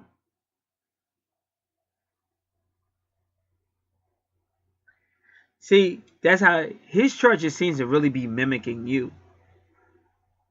It's like real unique. I never saw nothing like this before.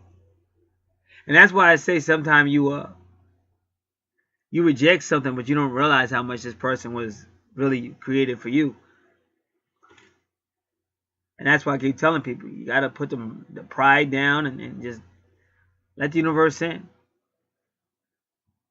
Because they really get caught up in those feelings and the ego. And some of them will want the information and start to get it. Then they'll get really mad. Like, oh, that's not me. That's not my person. Yeah, settle down and listen. That's all. Listen. It's not like no spotlights on you. It's all confidential. But if you don't listen, it's like, wow. You're in so many more years of your separation that it's not going to be funny. So, okay, now we want to know why. First, we want Pallas in the 7th house.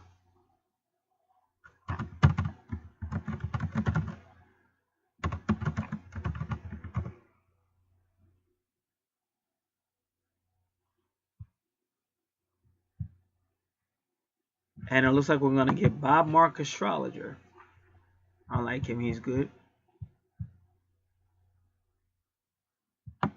Pallas is about recognizing patterns, but she also defends a woman, but also children and social issues. Descendant. Okay, you're gonna tend to attract marriage and business partners who are good at recognizing patterns, solving problems, and arranging things. Because you guys are, like we already learned, that you solve problems, community, social issues, women, children, other issues. But it frequently happens that the person with Pallas in the 7th house finds it easier to do these things when there is someone else around. Well, we already proved that from your chart. The other person doesn't even have to say a word. Just having another person there will make it easier for a Pallas in the 7th house to solve problems and see patterns. Okay, we already told you part of fortune is just amplifying whatever you're seeing. That's all the part of fortune does, the circle with the X. So that's why that's where he meets his person. The vertex. See, that's where you meet the person, a soulmate, or a big event or a big breakup. So this person he meets is primarily for relationship. And then it takes you back to the whole. So he's aggressively, like I say, he really wants it. And that's why I say I'm starting to speak a little bit better, because I used to just say it. But I'm speaking better. But see, she doesn't even realize, like, he's really creative for her. Because it's all there. Aries goes back to the 1st house. It's a relationship. So that's why I say it's a really unique thing. And when you see his true north node is 22, the twin flame number. All right. And then when you go to 9th house, once again, Gemini. Now, why is Gemini in the 9th house? Because the 9th house is ruled by Sagittarius. And it's all about maturing and nurturing. So he will find himself in a relationship with a person who maybe likes to travel, communicate, good communication skills. Somebody he can do short travel with, long travel with, mental stuff while multitasking with, philosophy, religion, communications. That's all going on in the ninth house. Now again, the 10th house is all about family, whether it be family you're born into, him and her together, or just people, like, because that's in the 10th house of career, or people you're in a group with, but you have that same Mars Aries energy, and once again, it's a lot of money there. So Cancer is blessing you. This is some type of family situation where the money's going to be there. Again, when you see this on your chart, that's why you want to stick with the person, because that's money there. The universe is going to keep blessing you with money. And this is good for the family as well. And you see that 1111, which ironically is when he was born. 1111 with Mercury and medium Coeli. And you got the 13 again. You got the 42 again as a twin flame number. But the 13th is like the divine mother who really makes all this possible.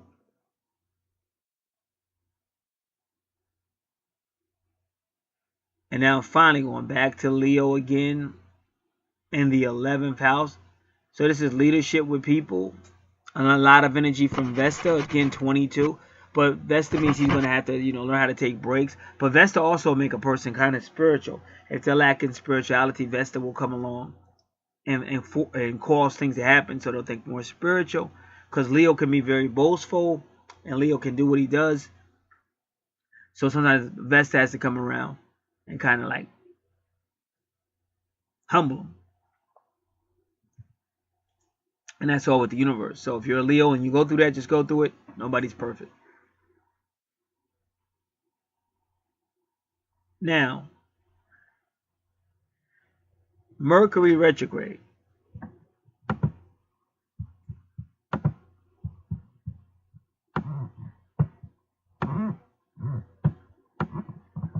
And remember, Jupiter is also the social planet, or sociable planet. Oh, come on. Mercury retrograde. Communication is greatly affected by this planet's pull. During this period, individuals may find that messages can be conveyed through other less familiar mediums. Messages may be misunderstood. Whispers may be overheard, and mail or email may be misdirected. Reviewing legal matters can become confusing or unclear. Public speaking can become difficult, and those giving speeches can be easily misquoted. You may find it easier to provide self-expression through other forms rather than verbal or written.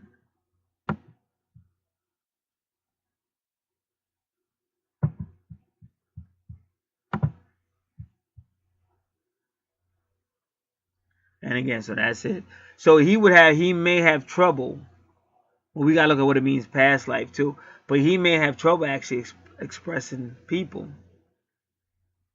But the reasons kind of given is because he's Leo, kind of going forward, kind of bold. Maybe that's that Aries kind of aggressive energy in relationship. Who knows? And then at Vesta, because Vesta is gonna give a lot of energy. But if you're not careful, you'll burn out. So maybe that's why he might use you to speak more for him, or whatever the case might be.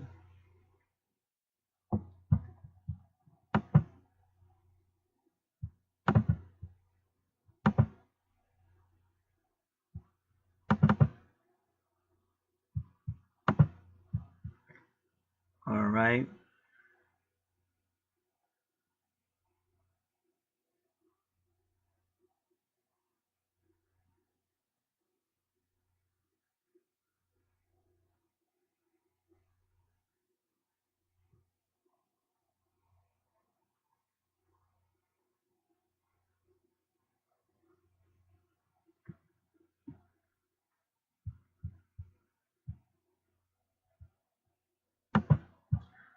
All right. Wow, let's look at this again. If Mercury is retrograde in your chart, communications are probably tough for you. And see, that's what I mean. That's not good. And Lilith is not good. And I'm just assuming just because I know this stuff, he could be sensitive. So you have to be careful, because if he's got Lilith and she's quiet, and then Mercury, he has trouble communicating. So you could be doing stuff and you don't even realize how he feels. See, that's how you're gonna have a See, both of you, fortunately, neither one of you have a Juno retrograde, but they did warn about an older woman. So you just got to be careful, because he's not really going to talk. And if you've got this aggressive stuff going on, you're like, oh, whatever. He should just deal with it. That's why when it's two, you got to learn how to communicate. You got to learn how to communicate. Who's ever in a relationship, like it's not makes good sense to get in a relationship and can't talk to the person. Like, you'll have sex or whatever, but then when you need to talk, you don't talk, and then things are going to get worse. But fortunately, neither one of you have a Juno retrograde, because that usually means infidelity. But they did warn you about older women. Older woman, and I'm gonna take it a step further and say it might be an older man. Because you got to understand that the person you're with, they've had that song, Love the One You With. If your girl start acting up. So all kind of songs. So you try to not let that happen. You try to make sure you have a communication. And that's why I said people don't understand that. Sometimes you just got to talk. How are you going to do it? But sit down and talk, or do it through email. But you're going to try to get some type of communication going, so that person doesn't feel like, well, I can't talk to him. You know, blah, blah, blah. Because then it's going to be somebody else that's going to talk to him. Okay, Mercury retrograde symbolizes that you are afraid. Okay, we did that. All right, let me do it again. Let me go back. Mercury retrograde, communications are probably tough for you. You may find your words can get you in trouble, or you may be afraid to speak your mind for fear of the consequences. As past life influences, it's likely that you were once scorned for speaking out. Perhaps your words significantly hurt a person or a people. You may have even influenced a riot and were then punished for your words. A Mercury retrograde symbolizes that you are afraid to say the wrong thing, or that people take your words in the wrong way. So you may find it easier not to speak at all. To overcome these lessons, you should believe in yourself and your ability of your communication skills, practical public speaking, and celebrate the achievement of speaking to a group. Now, again, when that goes on for a while, you just got to really keep it really simple, basic. Write it out, think it over. If you got somebody you trust, you can ask them how it sounds. But a lot of times, if you put that smile on, so they'll see you coming. Even the way you walk, if you walk with a little bit of confidence and you smile, more people will respond to you in a positive way.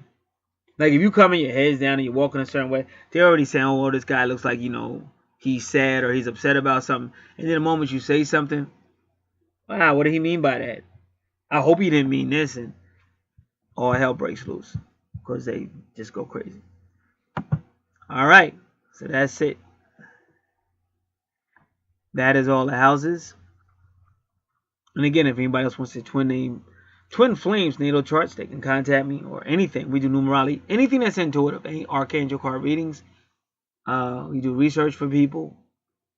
Anything that's intuitive, numerology, we do. We do offer the phone consultation for people that feel they need it. But another thing I was see, when we do phone I'm telling this is best for you. Now, me personally, I like to see stuff. See, some people like all that psychic stuff, and I never say I don't really do that. Every now and then I'll get a little whatever, but I'm always dealing like with reality. Like when the cards go down, you know what the cards are, what they say. And when you do your chart, you're looking right at it, just like we just did. See, I like that. It's just more I like tangible. I don't want nobody just speaking, because I don't know who you're speaking to. But that's me. Again, certain things I just don't. So I have people that are like that, so I try to correct them, like, well, I really don't do that. So we have to make sure, because I want it to be, if we're gonna do it, make sure everybody's understands and everybody's happy. Because I don't want somebody to say, oh, well, what's this and what's that, or I thought this, and so I try to let everybody know that. But it usually works. Like, if you want to go over stuff that we've went over and stuff, it's just better. And you always, like, when you have any video, it's always tangible, so you can always go back and stuff like that. Whereas a conversation, like, I don't know. I always ask, well, what will we do? What will we talk about? Because it's not like I'm psychic, so it's not like I'm going to sit there and you're going to tell me something. I'm going to, you know, go, and psychic can give you an answer. I wouldn't do that. I'm always going to use the angel cards and stuff like that. And then when all that's being done on the phone, it takes longer. So everything's going to be like rated by time. So that's why I really encourage people, do your natal, do your video, because it becomes your video as far as you can always have it. That's what I mean by make it yours. You can always have it with you. You can always look at it and go back to it. And then if you still have questions, now you have something tangible. Whereas the other way, it's just not that way. Because you're reaching, and I'm not understanding what you expect me to do, because I never claim to be a psychic. I got skills, but I don't like doing that. I just like tangible stuff. I love seeing tangible stuff. So once we get that straight, phone calls are great. All right. Thank everybody. Again, there is a sale going on everything. You check that on the channel. Archangel Revelations and Prophecies 444. The description box gives you information, and for people who want the list, they could also email me as well. God bless.